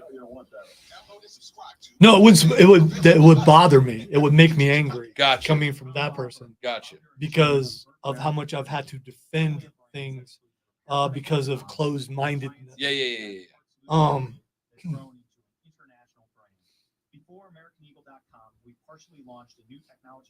I'm only offended if it's a personal attack towards the person. Okay. So you're looking at something and making comments over something that you saw. Correct. If it's a personal attack towards that person who is my friend, then I would have a problem. If it's an attack on their opinion, it's their opinion. My opinions are always right, so I don't have to worry about that. I hope that at this point I have made it clear. I do not attack people. I attack opinions. Right. No. What I'm saying is, Yeah. if it came from someone else, it would be an attack on the person. Yeah. I don't attack people. I attack opinions. And I expect mine to be attacked as well. Kevin, get your mind out of where it always is. What's wrong with you, man? Oh, God.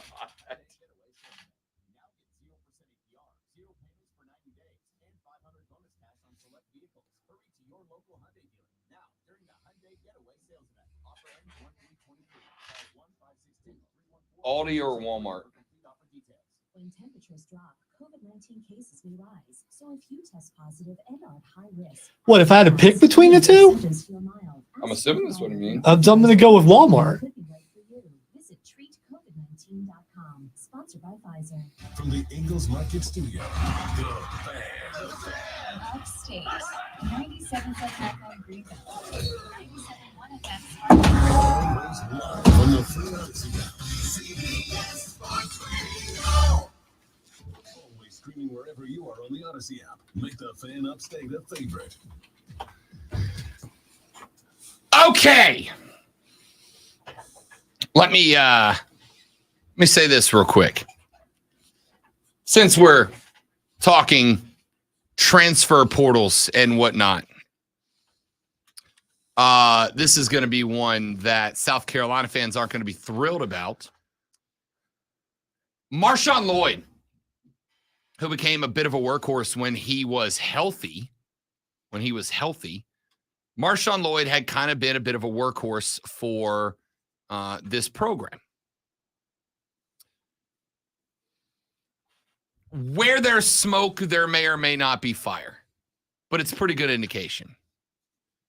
Marshawn Lloyd went on a Twitter delete spree last night.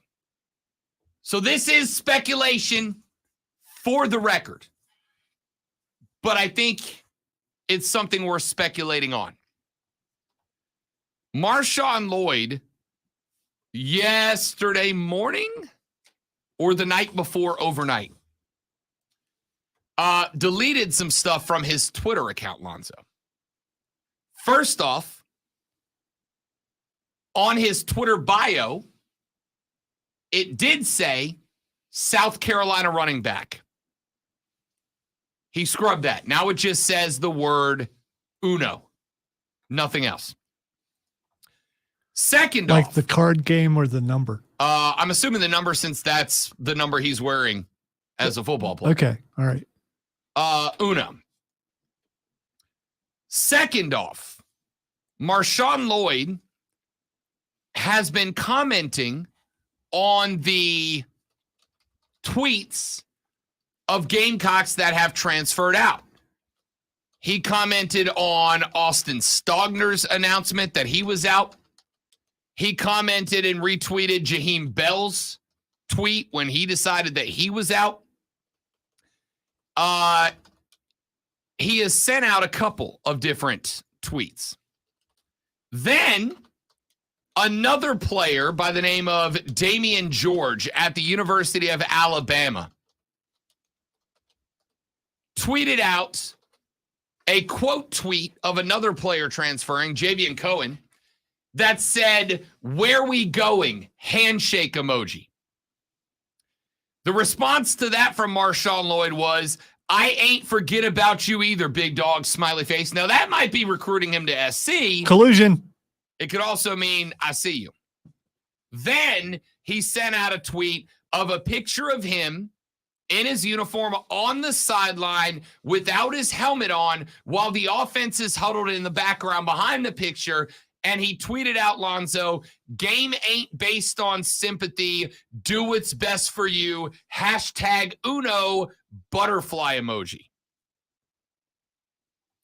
Then he pinned to the top of his tweet a quote tweet of his old tweet from February 24th, 2018, when he said, "I'm going to shock the world." And he replied to it with, "It's time," 100 emoji, snorty nose breathing emoji, like the one where it's like that. Like it's time to blow. It's time to. I don't know. Maybe. I don't know. Here's the other thing that he also deleted. He also deleted multiple tweets, Zoe, where he was recruiting other transfers and players to come to South Carolina. He had a bunch of tweets out to other players telling them, come home, come play for the Gamecocks, come to Columbia. And he deleted all of them. Now, I'm not saying Marshawn Lloyd is going to transfer away from South Carolina. I am saying that it makes me mildly uncomfortable what he did on his Twitter page. Now, he's a grown-ass man. He can do whatever he wants on his Twitter page, but I can also react to it. Him scrubbing USC running back from his profile, him retweeting congratulations to all the Gamecocks that have transferred, him saying stuff like game ain't based on sympathy, do what's best for you, and putting up a picture of himself without a helmet on the sideline with the offense in the background and him not being involved with it, and him deleting all the tweets that he had sent to other players trying to get them to Columbia leads me to believe, and I don't know if this is because of the ongoing wait for the new offensive coordinator or what, but it certainly does look to me like a lot of signs that Marshawn Lloyd may be showing up in the transfer portal. This sounds like, if this was any other level, wouldn't this sound like a contract negotiation? Wouldn't this sound like someone trying to get some more money? I don't know if that's possible. Maybe trying to get some more NIL or something. I'll stay if I get some more. I'm just throwing it out there. It might be. It might be him being upset with the OC that has been named as the likely replacement for Marcus Satterfield. Again, I don't know if Lloyd was a big Satterfield guy or not. I know there probably were some players that were and some that weren't. Don't know if maybe he's unhappy about the potential choice for offensive coordinator. Don't know if something got said to him that he went, yo, bleep this, I'm out. Don't know if this is, hey, let me make it seem like I'm leaving and see what that NIL bag pulls up looking like. I will say it would be a big loss for the Gamecocks if he does move on. It absolutely would be.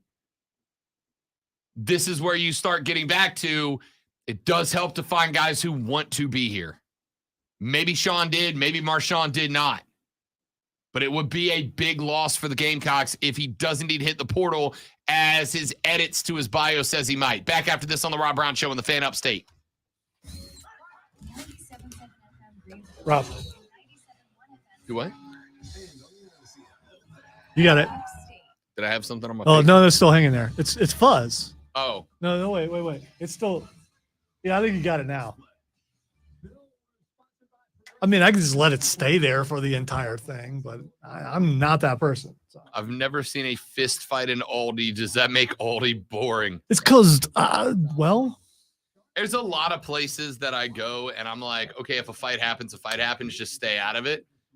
My grocery store should not be one of them. yeah, I've never personally seen a fist fight at any grocery store.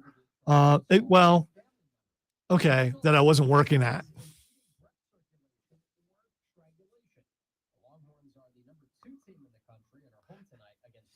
I have watched Walmart videos. We've actually broke some of those down, but you know, Walmart parking lot fights are always interesting because almost inevitably there's always one WWE move that gets hit. usually executed really well, because you want to know what a real world application of that would be, and would it hurt? And then we get to witness it and see that yes, it would. Yeah, I told y'all on Friday I saw a video of a dude that hit a genuine angle slam on the dude, like had the leg up and everything on him. That dude hit the pavement, Zoe, and you can tell he immediately regretted his decision to be involved in that fight. I don't think that happens anymore, Kevin. I think because of online shopping, I just don't, you know. Yeah, I know there was, for the first couple of years, there was some chaos, but mostly it's in like bigger cities, right? I have been guilty of doing some Black Friday in-store shopping in the past. Like there's like one particular TV I want to buy myself or whatever. I've never seen anything like that. I mean, I've seen crowds and lines, but I've never seen chaos like that.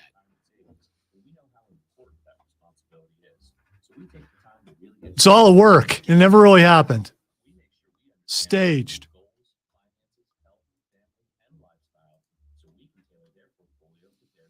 It does usually seem to be a big city type of thing, though. No, we don't sell commission-based products. We have one single transparent fee that's structured so we do better when our clients do better. Visit FisherInvestments.com to find out why investors like you are switching to us. Fisher Investments, clearly different money management. Investing in securities involves the risk of loss. Hi, Gary David here, back with Travis Benson, the owner of CNT Foundations. Seeing cracks in your foundation walls or sticking... Not for me, Steven. I'm retired. Homeowners, these problems won't just go away. You need professional help, not a professional salesman. At CNT Foundations, we're real, local, general contractors that provide solutions that last a lifetime. Call 864-581-3341. CNT. And Rob dunking on me would be exactly what would happen in real life, except for I probably would foul him. On like that goal, Yeah, baby. I would foul him for sure. Because that's all I'm good at in basketball is fouling.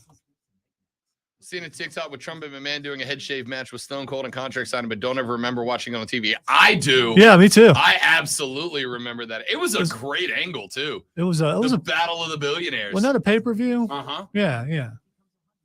I remember that angle very well. Can we get a reenactment of Zion's dunk on the mini goal? That's No, what I was because I'll talking pull a about. hamstring. Yeah. If you did not see that, the Pellies had a 2-game set against the Suns. The Suns obviously bounced them from the playoffs last year. At the end of the first one, the Birds were up like 6-7. There were 6 seconds on the clock. They brought the ball inbounds. Zion had already gone down to the Pelicans basket. They threw him down. He went up, Zoe, and hit a 360 windmill dunk. 360 while windmilling and dunk. It was a disgusting dunk. Even with no defense, a disgusting dunk. And all the Phoenix fans were upset about it. And they were like, Z, like, do you feel like that was bad sportsmanship? And he was like, yo, they bounced my boys from the playoffs last year and talked mad stuff afterwards. I wanted to send that message. And I was like, y'all play them again on Sunday. They're going to be heated, and we don't have Brandon Ingram. Beat them again on Sunday.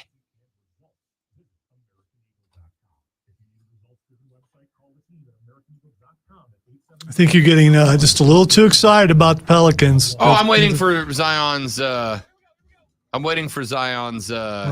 shoot a blowout. There could be a Yeah. lot of things that could happen. need to destroy itself.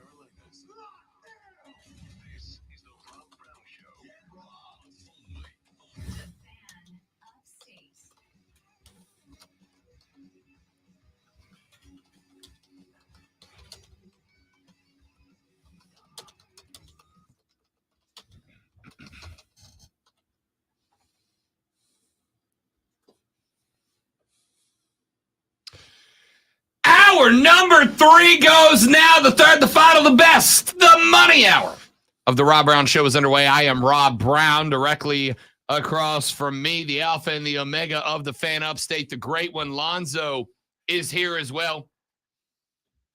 844 fan phone, 844-326-3663, 844-326-3663 if you want to get on the air.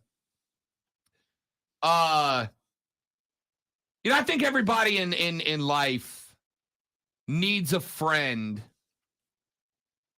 that is willing to, when you start getting a little too excited, when you start floating a little bit, you need that one friend with the safety pin to just kind of poke a hole in your head, let the hot air come back out, bring you back into reality, right? I think sometimes we all get a little carried away with our, hopes and dreams. And you need somebody there to take those hopes and dreams from you and throw them on the ground and walk around on them. Okay. And I want to publicly say thank you very much to Lonzo for being that guy for me. Because my guy Steven popped into the live stream, which of course you can watch at facebook.com/thefanupstate, twitter.com/thefanupstate, or by searching and subscribing to the Rob Brown Show on YouTube or Twitch. And you can watch all 3 hours of the show behind the scenes with me and Zoe.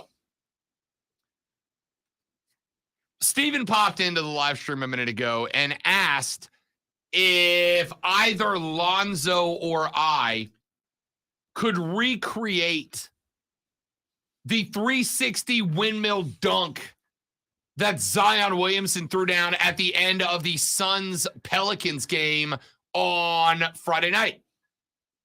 To which I replied, no, because I might pull a hamstring walking to the Tiny Tots goal over there. I certainly would injure myself trying to go between the legs while going 360 and a windmill. All right. I said, however, the Birds look good. They have won 7 in a row. They have now gone back-to-back against the Phoenix Suns, number 2 in the West, and the New Orleans Pelicans. In a sentence, Lonzo, I have literally never been able to say before now, the New Orleans Pelicans not only lead the West, but they have sole possession and a full 1-game lead on the Memphis Grizzlies in the West right now. Why? Because in those 7 games, including a couple without BI, Zion's averaging about 35 a game and adding in a handful of boards and assists in the process. Z has finally played enough consistently to genuinely become the dominant force the Pellies hoped that he would when they drafted him. And I said that during the break, and Lonzo looked deeply and lovingly into my eyes and said, let's be real, Rob. You're just trying to get it all in before Z's shoe breaks and his knee destroys itself again. He didn't say that. He said, you're just trying to get it all in before it goes bad. And then I added the last part, but that's what he meant. I've seen you bowl, and I've seen when things are going really well, and then when things go the opposite, emotionally, where you go afterwards. I mean, just have a quiet rise with your, a slight rise with your excitement, and just don't get too far up there in the sky. So if you fall, you will hurt yourself really bad. By the way, there's also the chance that your optimism is warranted and that he'll stay healthy and that they'll actually win the whole thing. I want you to know this. And and by you, I mean you. I mean the boss. I want the listeners to know this. There's a hell of a lot of a basketball between here and the NBA playoffs. And then the Grizzlies are good. The Nuggets are good. The Suns are good. Hell, the Sacramento Kings are 14-11. Yeah, I'm not going to pay attention until after Christmas. Most people don't. Yeah, Most people don't. I'm one of the people. I got to go with them. Lonzo, the most go with the crowd guy you've ever met. Bro. So knowing full well that the odds are very much not in my favor for the New Orleans Pelicans not to win a title this year, but to ever win a title ever. I'm going to go ahead and tell you this now, Lonzo. The New Orleans Pelicans right now are plus 2,200 to win the NBA Finals. Okay? The Celtics are plus 340. The Bucks are plus 500. The Warriors are plus 750 somehow. Can anybody explain to me how the Warriors are plus 750? Anybody got anything for me there? The Warriors are in 8th in the West right now and are a single game above 500, yet are plus 750. Wow, I didn't know they were that bad. I need to pay attention. That's exciting. Now I'm in. Brady's done. Steph is done. Lonzo's a happy boy for Christmas. The Clippers are plus 1,000. The Nuggets 1,400. Somehow, the New Orleans Pelicans have longer odds than the freaking Brooklyn Nets right now. Just in case you're paying attention. The Pellies are plus 2,200. I will let you know, Zoe, that at 18-8, there are only 2 teams with a better record in the NBA right now than the Pelicans. The Celtics, who are 21-6, and the Bucks are 19-7. They're better by a single game. Those are the top 2 favorites in the NBA to win a title at plus 340 and plus 500 respectively. The Pellies are plus 2,200. I will let you know right now, Lonzo, that I have put some money down on New Orleans at plus 2,200. If the New Orleans Pelicans win the NBA Finals this year, I will be taking 2 days off after that victory. They won't.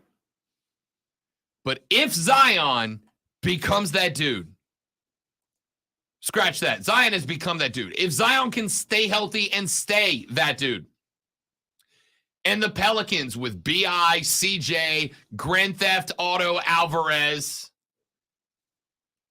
if they can figure it out, and the New Orleans Pelicans win in NBA Finals, I will be taking 2 days off of this radio program. I will be taking 1 day in which I will spend every red cent of the money that I win on that bet, and then I will take a second day to recover from it. You guys will see me 3 days later, and my eyes will be bloodshot and red because I will not stop partying. All right?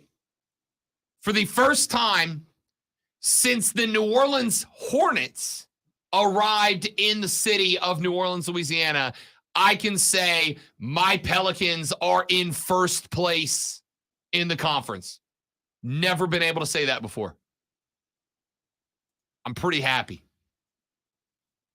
How many converted Pelly fans are out there? Did any of you follow Z to the league? I know we've had this discussion before, Zoe, about like, hey, look, I know he's not like from here, but Z played his ball in the Berg. That's got to get some of y'all turned on. But now that Zion is at a spot where dude is averaging 35 a game in a win streak, that includes, by the way, Lonzo, if you'd like to go back in memory lane, back on November 21st, the Pelicans beat the Golden State Warriors. That's a fun statement for you already, right? 128-83. Now, a couple of Warriors were out that game, like the whole starting lineup. Because they were scared. But 128-83. Since then, they beat the Spurs 129-110. They beat the Thunder. They beat the Raptors 126-108. They beat the Spurs again 117-99. They beat the Nuggets 121-106. They beat the Pistons, and now they have beat the Suns back-to-back 128-117 and 129-124. That's a pretty good run. So now that Z has found that dominance that we were all looking for him to have, may I welcome any of you to the Pelicans bandwagon? Would any of you like to jump on now and ride this wagon with me until the wheels fall off? I'm still trying to decide. I got to make a decision pretty soon between Zion and Luka. And I just haven't decided yet. I get it. And me some Luka. And health is a concern. No Health doubt is about definitely a concern. No doubt about that. I got no issue with that. All right. Let me, we talked about that Marshawn Lloyd thing just a minute ago, right? Talked about that Marshawn Lloyd thing just a minute ago. I want to get to this while we're talking transfer portal, okay? Transfer portal conversation now. I turn to the other school that we cover. Fentrell Cypress II. I know, Lonzo. It's a great name. It's an awesome name. Fentrell Cypress II. At your service. Led the Atlantic Coast Conference in pass breakups last year. Across 358 coverage snaps, he allowed, as a defensive back, Lonzo, exactly and precisely 0 touchdowns in the ACC. He was one of the most dominant defensive backs in the ACC, playing for the University of... Anybody? Got a guess? 358 coverage snaps, no touchdowns allowed, and led the ACC in pass breakups. Anybody know where he played? Moo. Mississippi State? No, I was thinking Clemson Oh. and Cows. Yeah. But, No, he played for the University of Virginia. That being Come said, at me that I didn't know that because I don't care. No, I understand. The point is, most people did not. Yeah, most people did not. That being said, Lonzo, he might be playing for Moo next year. Also, you are no longer allowed to refer to them as anything but Moo. Moo you. Last Monday, Fentrell Cypress II entered his name into the transfer portal. Has decided that he will be leaving the University of Virginia, was no longer going to play there. He put out a social media post, as is the common thing now, where he extends his gratitude and everybody at the University of Virginia for the opportunity, yada, yada, yada, yada, yada, yada, yada, yada, yada. Did the thing. He did the thing with the portal, right? Well, Fentrell Cypress II was contacted by a number of schools. UCLA gave him a buzz. Southern Cal reached out. The Ohio State University, place to call. LSU, Auburn, Texas A&M, all reached out. And then Clemson reached out. No. 24/7 Sports, citing, of course, our old friend, Sources. Sources is big, man. Sources has got some contacts. All right. She gets around. I don't know. Since they're sources, we can't say if the, yeah. Sources gets around. 24/7 Sports, citing a source, reported that Clemson had indeed reached out to Cypress, with cornerbacks coach Mike Reed hopping on the phone for an extended phone call with a standout defender who arrived at Virginia by way of Rock Hills Northwestern High School. And then TigerIllustrated.com said that they could confirm the report. Come on now. We know Dabo doesn't do that. He doesn't do the portal thing. So this is erroneous. It's not real. Erroneous. Well, since then, and it was a couple of days ago, but since then, a couple of folks have said some stuff, including one Juice Williams, who Cypress II retweeted on his Twitter account a video of him playing football wearing the old Tiger Paw. Now, I don't know that this means anything. I'm going to be 100% honest with you. I don't know that he has committed. I don't know that he has expressed commitment. I don't know that he has pulled his name out of the transfer portal, whether his name's in the transfer portal. I'm not 100% sure. What I do know is that there are now multiple sources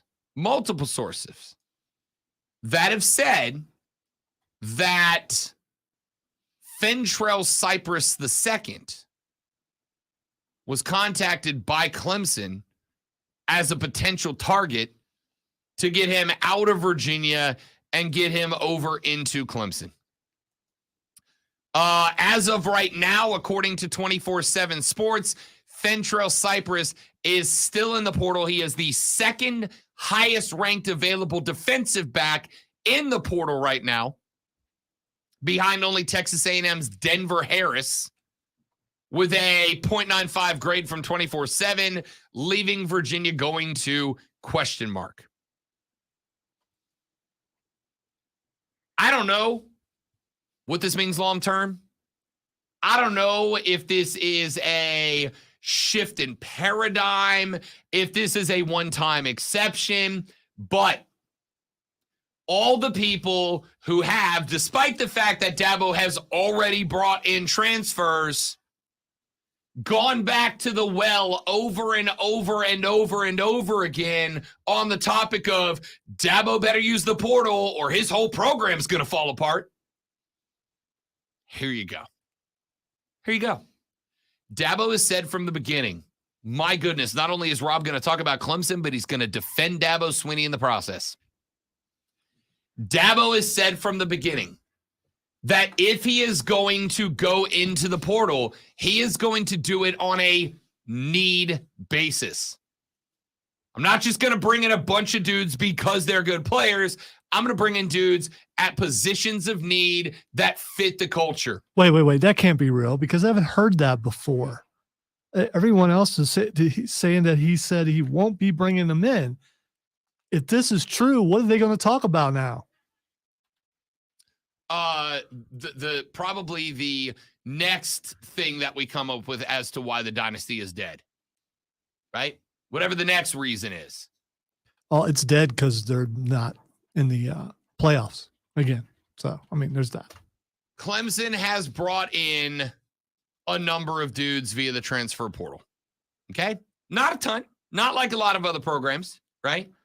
TCU has 14 players on the roster brought in by the portal. This is shocking because from the media that I've heard talk about this, they make it sound like there are no transfers on Clemson's team. So this is I may need a moment.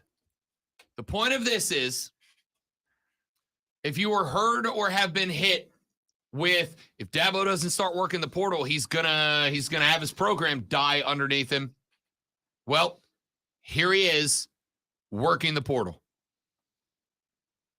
Swinney has been working the portal. He's just been much more selective. Sonny Dykes brought in 14 transfers to TCU. Worked out pretty well for them. They're about 3 weeks away from playing in the college football semifinal. Clemson has not done that much, but they have last year. Last year, Clemson offered not one, but two different offensive linemen in the portal. Now, they didn't land either of them, but they offer. Why? Because there were a handful of offensive line departures, and Dabo knew that was a position of need that recruiting alone wasn't going to fill, so he went to the portal. He didn't get anybody out of the portal, but he tried. Now, the ACC's arguably best defensive back, within 48 hours of winning the ACC championship game, saw 9 players go in the portal, and Clemson at least reached out to one of them, maybe more. I mean, does that so for the folks that said if Dabo doesn't start working the portal, that program's going to die, are we retracting that now? Like, that's not going to be a thing we have to hear anymore, right? Like, that's not going to be a large discussion point. We are now seeing Dabo working the portal for a need basis, right? It's like draft philosophy. Do you go best available or the one that fills the biggest need? Dabo is clearly a guy who fills the biggest need. Can we stop with the dynasty's dead because Dabo will work the portal? He literally is already in contact with the best defensive back, or at worst, second best defensive back in the portal. I think Steven on the stream sums this up perfectly when he says, sounds like to me Dabo didn't know how to make the sausage, but has decided to learn how to make the sausage. You want to eat? You better learn how to make the sausage. All right? Dabo may or may not have known how to work the sausage. Dabo's on the phone right now. He's on the phone with the chef. He's on the phone with the chef like, all right, boss, what kind of grinder do I need to use for the sauce? I want to know how to make the sausage. Listen, Dabo has a little bit of Nick Saban in him, right? Not personality-wise, but strategy-wise. He's got a little bit of Nick Saban in him. Nick Saban has multiple times complained about the direction of college football. He complained when college football was moving towards a predominantly spread offense around the college football universe mentality. And Saban said, is this what we want college football to be? I don't. And then what happened? Now all of a sudden Alabama's getting the Bryce Youngs and the Tua Tagovailoas and the Jalen Hurts of the world and spreading the ball around. Nick Saban said the transfer portal is going to be bad for college football. Are we sure that's the direction we want to go? And everybody said yes. And then what happened? Nick Saban works the portal as well as anybody. Nick Saban has constantly complained about the direction of college football, but once it became obvious that he wasn't going to win, he learned how to beat you at it. Dabo is not going to bring in 11 transfer guys, 14 like TCU did. He's going to bring in 3 or 4, but the 3 or 4 are going to be at the spots that he knows his team needs it the most. And here's your evidence. Let's take a break. Come back here in a minute. Clemson fans, you good to see Dabo finally dipping his toe into the play. I say finally. He literally did it last year. For a year, I have heard if Dabo doesn't start working the portal, his program's going to die. Well, you missed the part where he did do that thing. And now he's doing it again, and he might end up with last year's ACC's best defensive back for it, if he plays his cards right. What are your thoughts, Clemson fans? Back after this on the Rob Brown Show on the Fan Upstate. Is the sports voice of you, the Upstate Fan. Call 844-FAN-PHONE. That's 844-322. Dun dun dun dun dun. Dun dun dun dun dun dun dun dun dun dun dun do.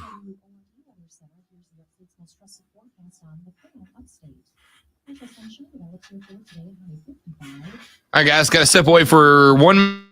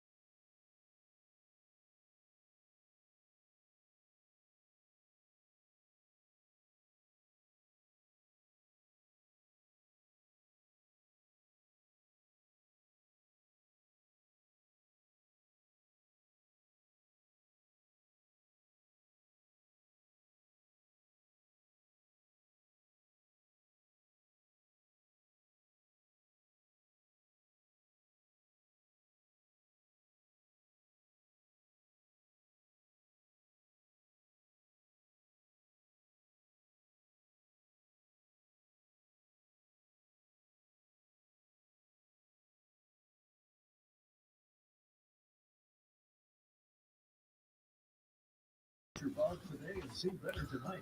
Let the professional parts people help you find the bulbs you need. Visit O'Reilly Auto Parts or O'ReillyAuto.com. Auto parts. Wow. Is that the catchiest jingle in radio history? They haven't changed it in 20 years. It's up there. Nacho fries are back at Taco Bell for a limited time. So if you've been craving those golden fries with their Mexican spices and that warm nacho cheese sauce you dip them in, go to Taco Bell and order some today. Contact store for participation, which varies. Dan Scott here. Furman takes on Stephen F. Austin downtown at the well.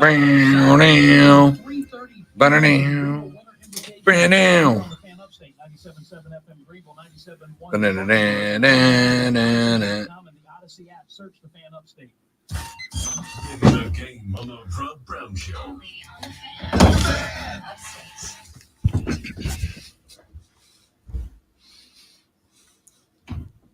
You know, Lonzo, with all of the self-checkout register talk today, the show has flown by on a Monday.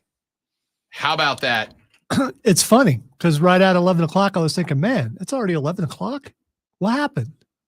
And now it's already 11:30. Yeah. Just flying through today, man. Just flying through today. Has Rob jinxed the last half hour of the program? Here's Probably hoping not. Probably not. Probably not. There has been a bit of a, I was going to say there's been a bit of an epidemic, but it's not an epidemic to me. It's a good thing.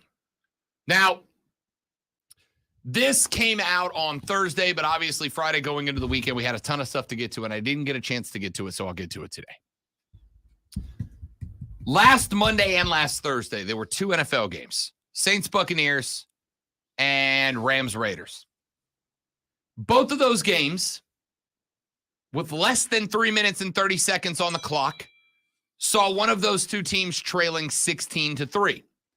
Both of those games saw the team trailing 16-3 score a pair of touchdowns within that final 3 minutes and 30 seconds to win the game 17-16.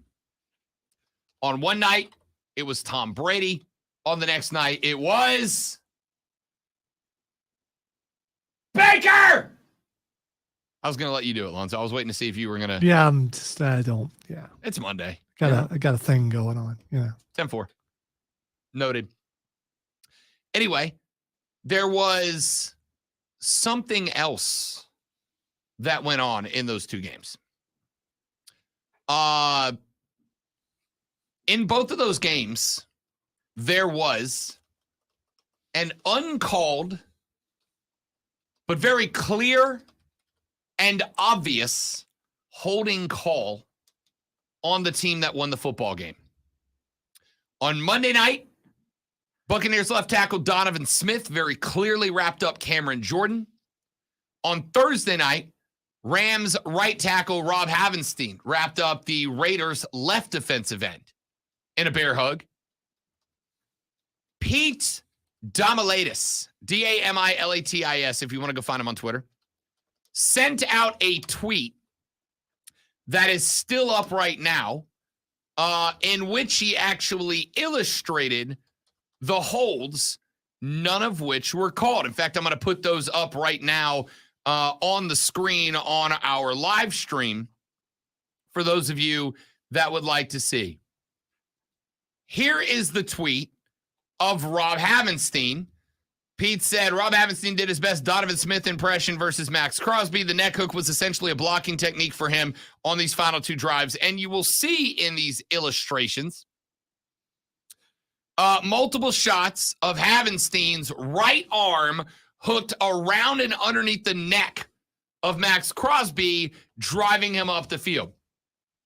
All four of these are clear, evident, and obvious holding calls. None of them generated a hold. None of them generated a hold. He also put up a couple of other pictures of the game between New Orleans and Tampa Bay, where he argued that holding calls were not and should have been called as well. There was a whole piece on ESPN about this a few days ago. Excuse me, on Yahoo Sports about this a few days ago,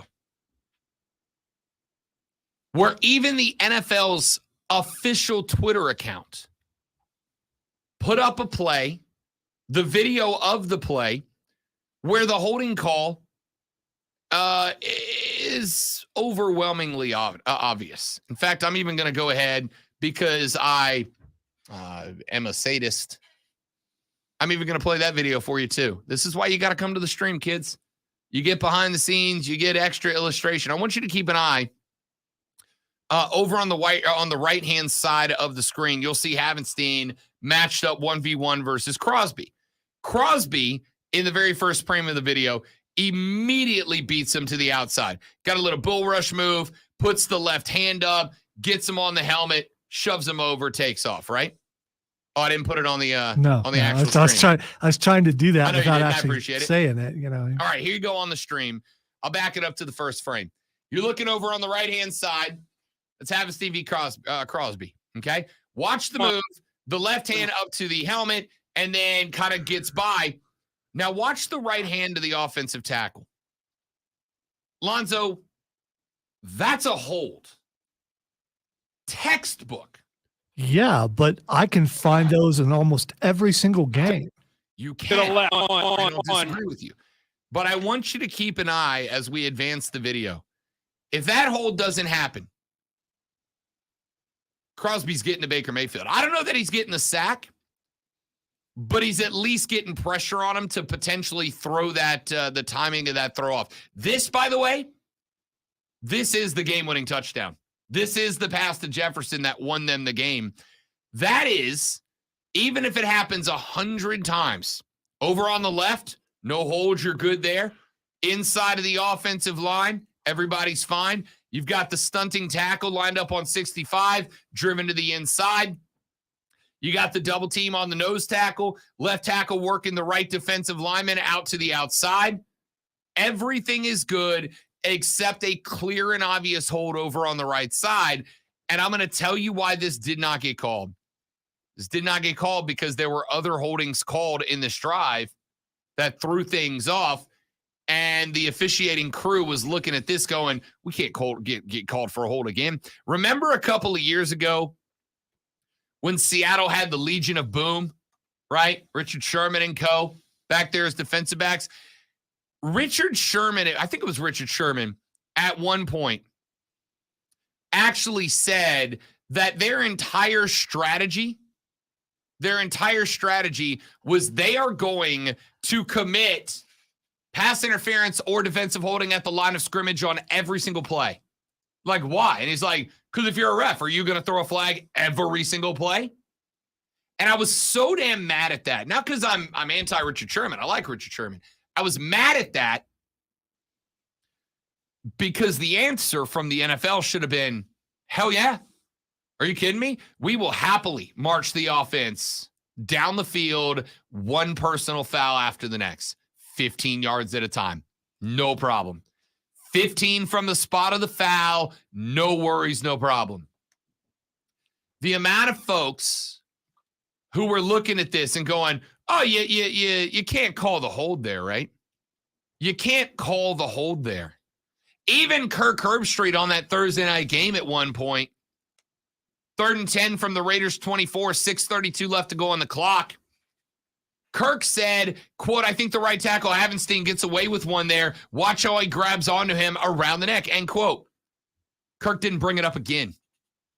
Even though very clearly Havenstein kept going back to that. He got beat.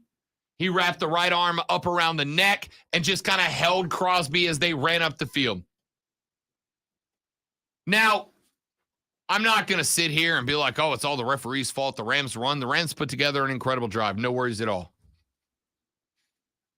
What I am going to say here is that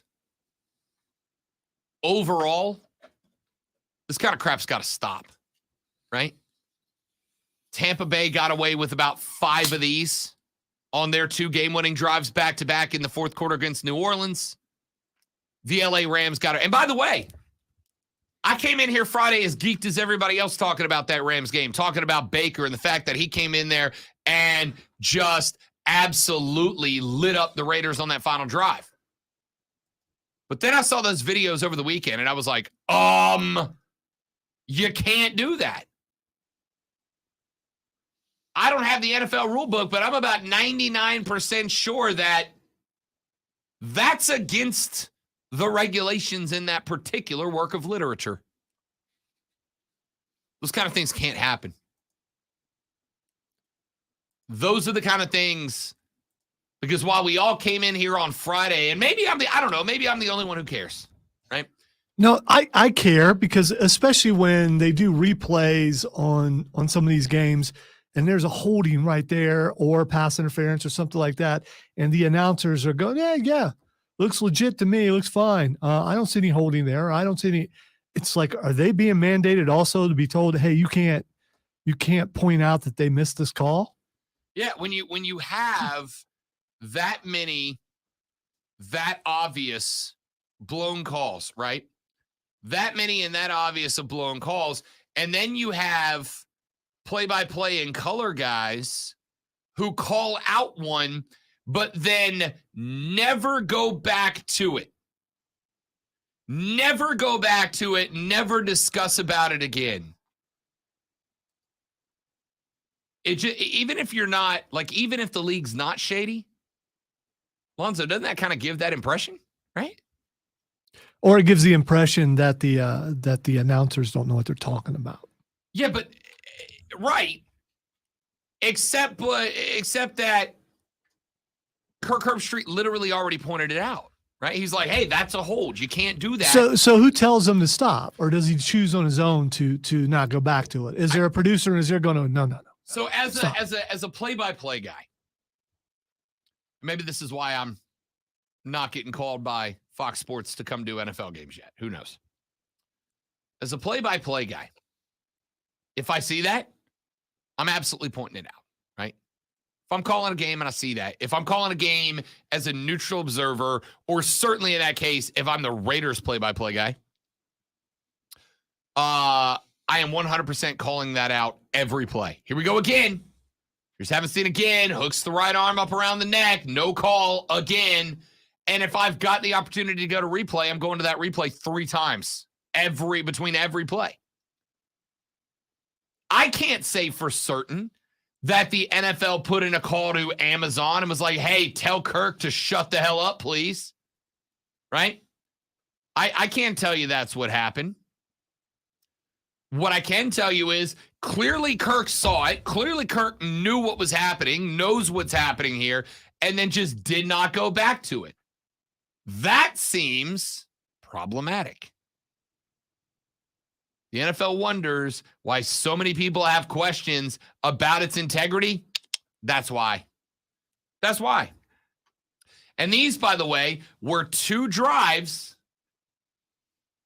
that mattered quite a bit. Hey, if the Buccaneers get finished off by the Saints in that one, Lonzo, the Carolina Panthers lead the NFC South right now, right? Identical record plus the half game for the straight-up win against Tampa. The Saints are 1 game out. The Bucs are in second, and the Panthers lead the division. That's how important that game was. Missed a bunch of hold calls. The Rams-Raiders game, probably not as important in terms of the divisional winners in the NFC. Important to Baker Mayfield, right? He came out looking like a hero. What happens if Havenstein gets called for 2 or 3 of those holds? He doesn't win that game. We're not having that conversation about Baker. It's probably good for Baker. Not a great look for the Rams, right? I don't know, man. It's just it's so frustrating for me because it's so damn obvious. And it's just missed. It's just nothing. That fight started, Lonzo, because Chris Paul threw an elbow into the neck of Jose Alvarado. Wait, the State Farm guy, he would never do such a thing. No. Cliff Paul would never do that. Ah, okay. All right. Chris Paul, his brother, absolutely would. Chris Paul went from, I have a Chris Paul Hornets jersey in my closet right now. I got rid of it because of that game. CP3 went from one of my favorite players to the biggest crybaby in the league. All right. Texter, real quick. If Ty Gibbs can smash the car in the lead, then I don't even know where we're going. I'll come back to that. Texter said, all I know, bad or not, the Carolina Panthers control their own destiny in the NFC South. No, they don't. Tampa still controls that division.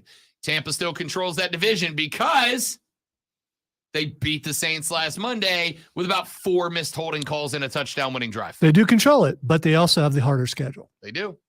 Texter said, Rob, you're only upset because it happened to the Saints. What about all the holding calls on Deion Dawkins of the Bills yesterday? Listen, I'm not upset because of the Saints. I don't think you understand. I'm an NFL fan. I want the league to be good. When a guy is being mugged like Max was, it should be called. I don't care if it's on my team or not. Cam Jordan and the Saints got fined $350K for taking a dive in that game. I went back and looked. He very clearly did. Okay, he took the dive. He should own it. It is what it is. All right, let's take a break. We'll come back, put a bow on this bad boy. Rob Alonzo and you on the Rob Brown Show. This is the Fan Upstate.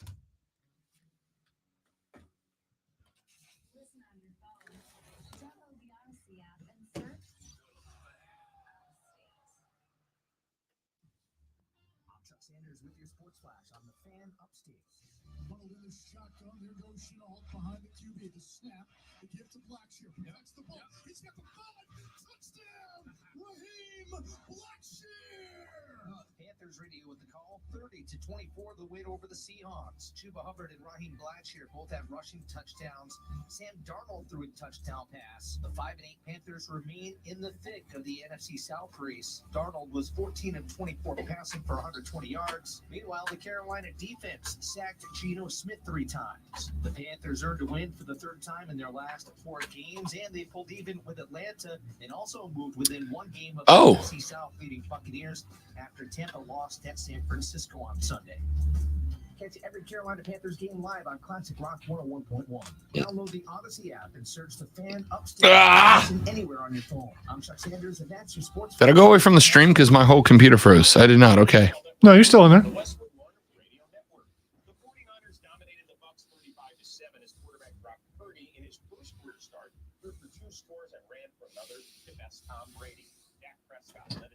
The best song.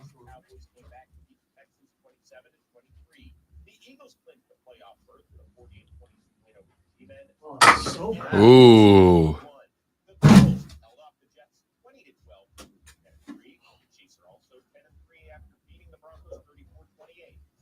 Small body. Bottle. I have to. Proper trajectory.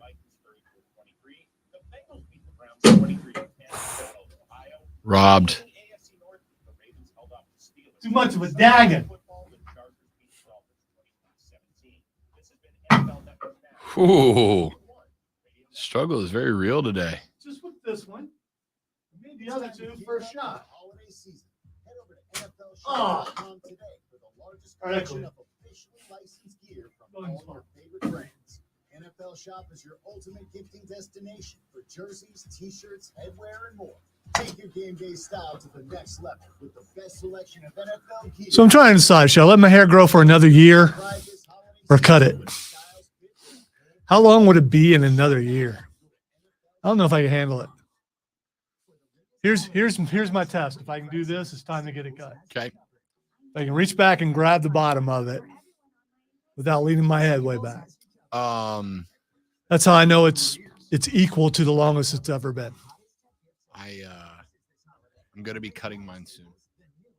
And here's why. It's not because I want to, but it's because I've made a mistake. By having it shaved so high up on my head, now that it's gotten long, it just looks stringy. I look like Roger from the Doug cartoon back in the day.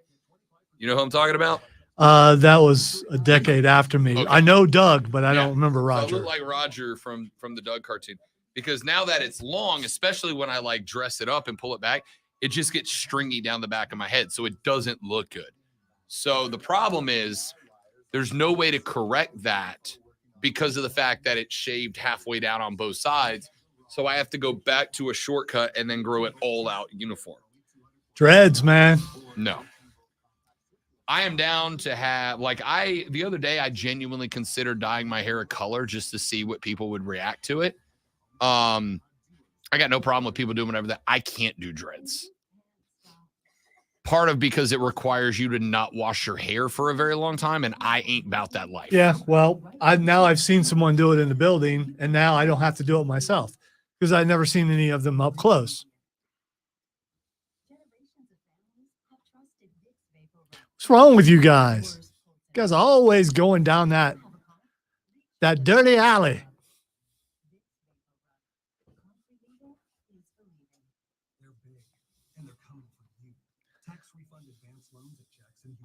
Whole lot of raunch going on Monday.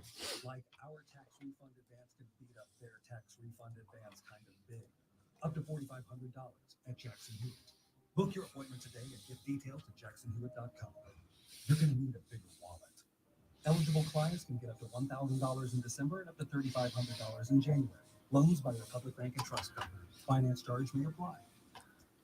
This afternoon, times of clouds and sun, high of 57. Weather brought to you by. It's so weird that I've never. Tons of clouds and sun. I know. I've never Can you ridden. have tons of clouds and sun? I've never ridden a horse, but I want to ride a horse while my hair's long, so there'll be video of it just flowing. Is that weird?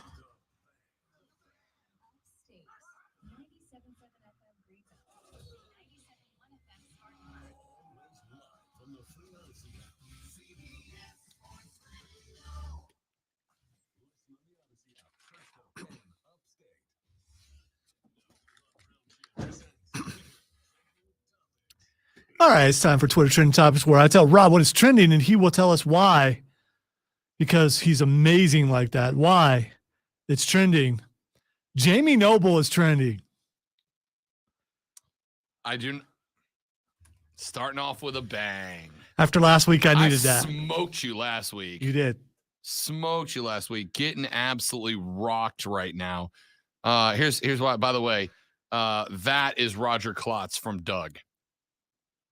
All right, I think you're overthinking it. No, it doesn't. Man. Yeah, look, looks like he's got fried bacon on the top of his head. Well, I mean, again, when I blow the hair back, it's just not a good look. So I was telling Zoe, I was committed to the long hair, but I've screwed up in my selection of long hair cut, and I'm getting to the point of looking dangerously too millennial. So I've got to go back to now grow the whole lettuce out. Could you at least wear flannel once before you cut it? Oh, hell yeah. Okay. Haircut's not till next week. Okay, all right. Yeah, I can go full hipster a couple times. Yeah, I mean, you need to do that. Also, I would like to point out that that picture of Roger Klotz delivered to illustrate you comes from the official Twitter handle of the Reedy River Riot. All right. So my soccer buddies, which you can follow, by the way, on Twitter at GVL Riot if you are a soccer fan at GVL Riot. Who were like, oh, yeah. No, let's prove to all Rob's friends that Rob does look like a dork. Why is Jamie Noble trending? He did his final match because apparently, I mean, that's the thing to do now. And watch the video. It's actually pretty cool. He's going up against Sammy and one of the Usos. It was, didn't have the full screen, so I couldn't tell which one. I think it might actually be Jay. And then Solo comes in. And he takes on Solo. R.I.P. Jamie Noble, I guess. Jamie Noble was always a pretty good wrestler. Sure. Just diminutive. All right, the next thing that's trending is Bob Barker. Just remember to spay and neuter your pets. It's very important. Bob Barker, I have no idea why Bob. I'm assuming it's either his birthday or his death anniversary. No. Don't say that. Don't you put that on Bob Barker. He's not dead. Is Bob Barker still alive? Why did I think Bob Barker had passed away? I'll be damned. He is 99. Bob Barker is not dead. Do not put that up. Yeah, he's going to make it to 100, man. Somebody give Bob Barker a long microphone. I need to know what Bob Barker's got going on. I'm just curious if he's still into martial arts because that's probably what's keeping him fairly healthy. He whipped Happy Gilmore's butt. Price is wrong, Bob. All right, the next thing is trending is Vince McMahon. Vincent Kennedy McMahon. I did see he was trending earlier, but it was right before we went on the air, so I didn't click it. I will say this. I got asked yesterday on a podcast I was guesting on who the most important wrestlers, like the Mount Rushmore of important wrestlers. And I added as a recent addition to that list Triple H, based on what he's doing now as a out of ring edition, plus what he did with Degeneration X.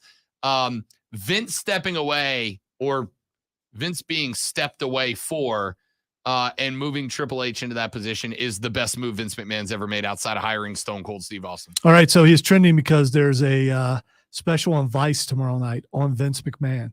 And if you've watched any of the territories or anything like that, they're pretty, there's a lot of Jim Cornette on it looks like. So who knows what's going to be said, but it should be pretty interesting. That is why he is trending. One more thing, just because I want to see Rob's head explode, but I wanted to say this on the air once. Woke mind virus is trending. I just wanted to say woke mind virus. Well, you guys end the show. I'm going to go look up to see what all that's about, because that sounds fun. Ladies and gentlemen. Oh, that's because Elon said it. Yeah, but if you go to it, they give you the COVID warnings on up top, which is weird because he owns it. Anyway, I thought it was funny that you still got that. If you have a nice day, everyone. Woke mind virus. That's it for us. We all gonna die. Jim Rome's got you next in the jungle. Mark and Diesel take you offsides at 3.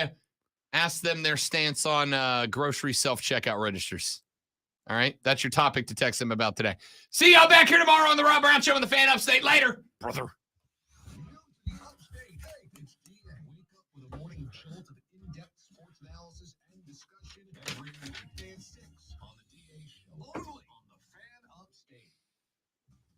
All right, guys, y'all are the best. Thank you very much. Appreciate it. You're amazing human beings. Lonzo could go work at a medieval times dinner theater and learn to ride a horse. I would pay money to see Lonzo joust. This is correct. Roger Klotz is a legendary character. Yes, he absolutely is. Absolutely is. That was Skrilla that sent me the link to the picture of Roger Klotz. I love it. Appreciate you guys. This one's fun out of context. How are you making vegetables a dirty thing, Lonzo? Yeah, I just no. I love it. All right, guys, thank you all very much for watching. We will see you back here tomorrow. Have a lovely rest of your day. Goodbye. Clean your mind, man.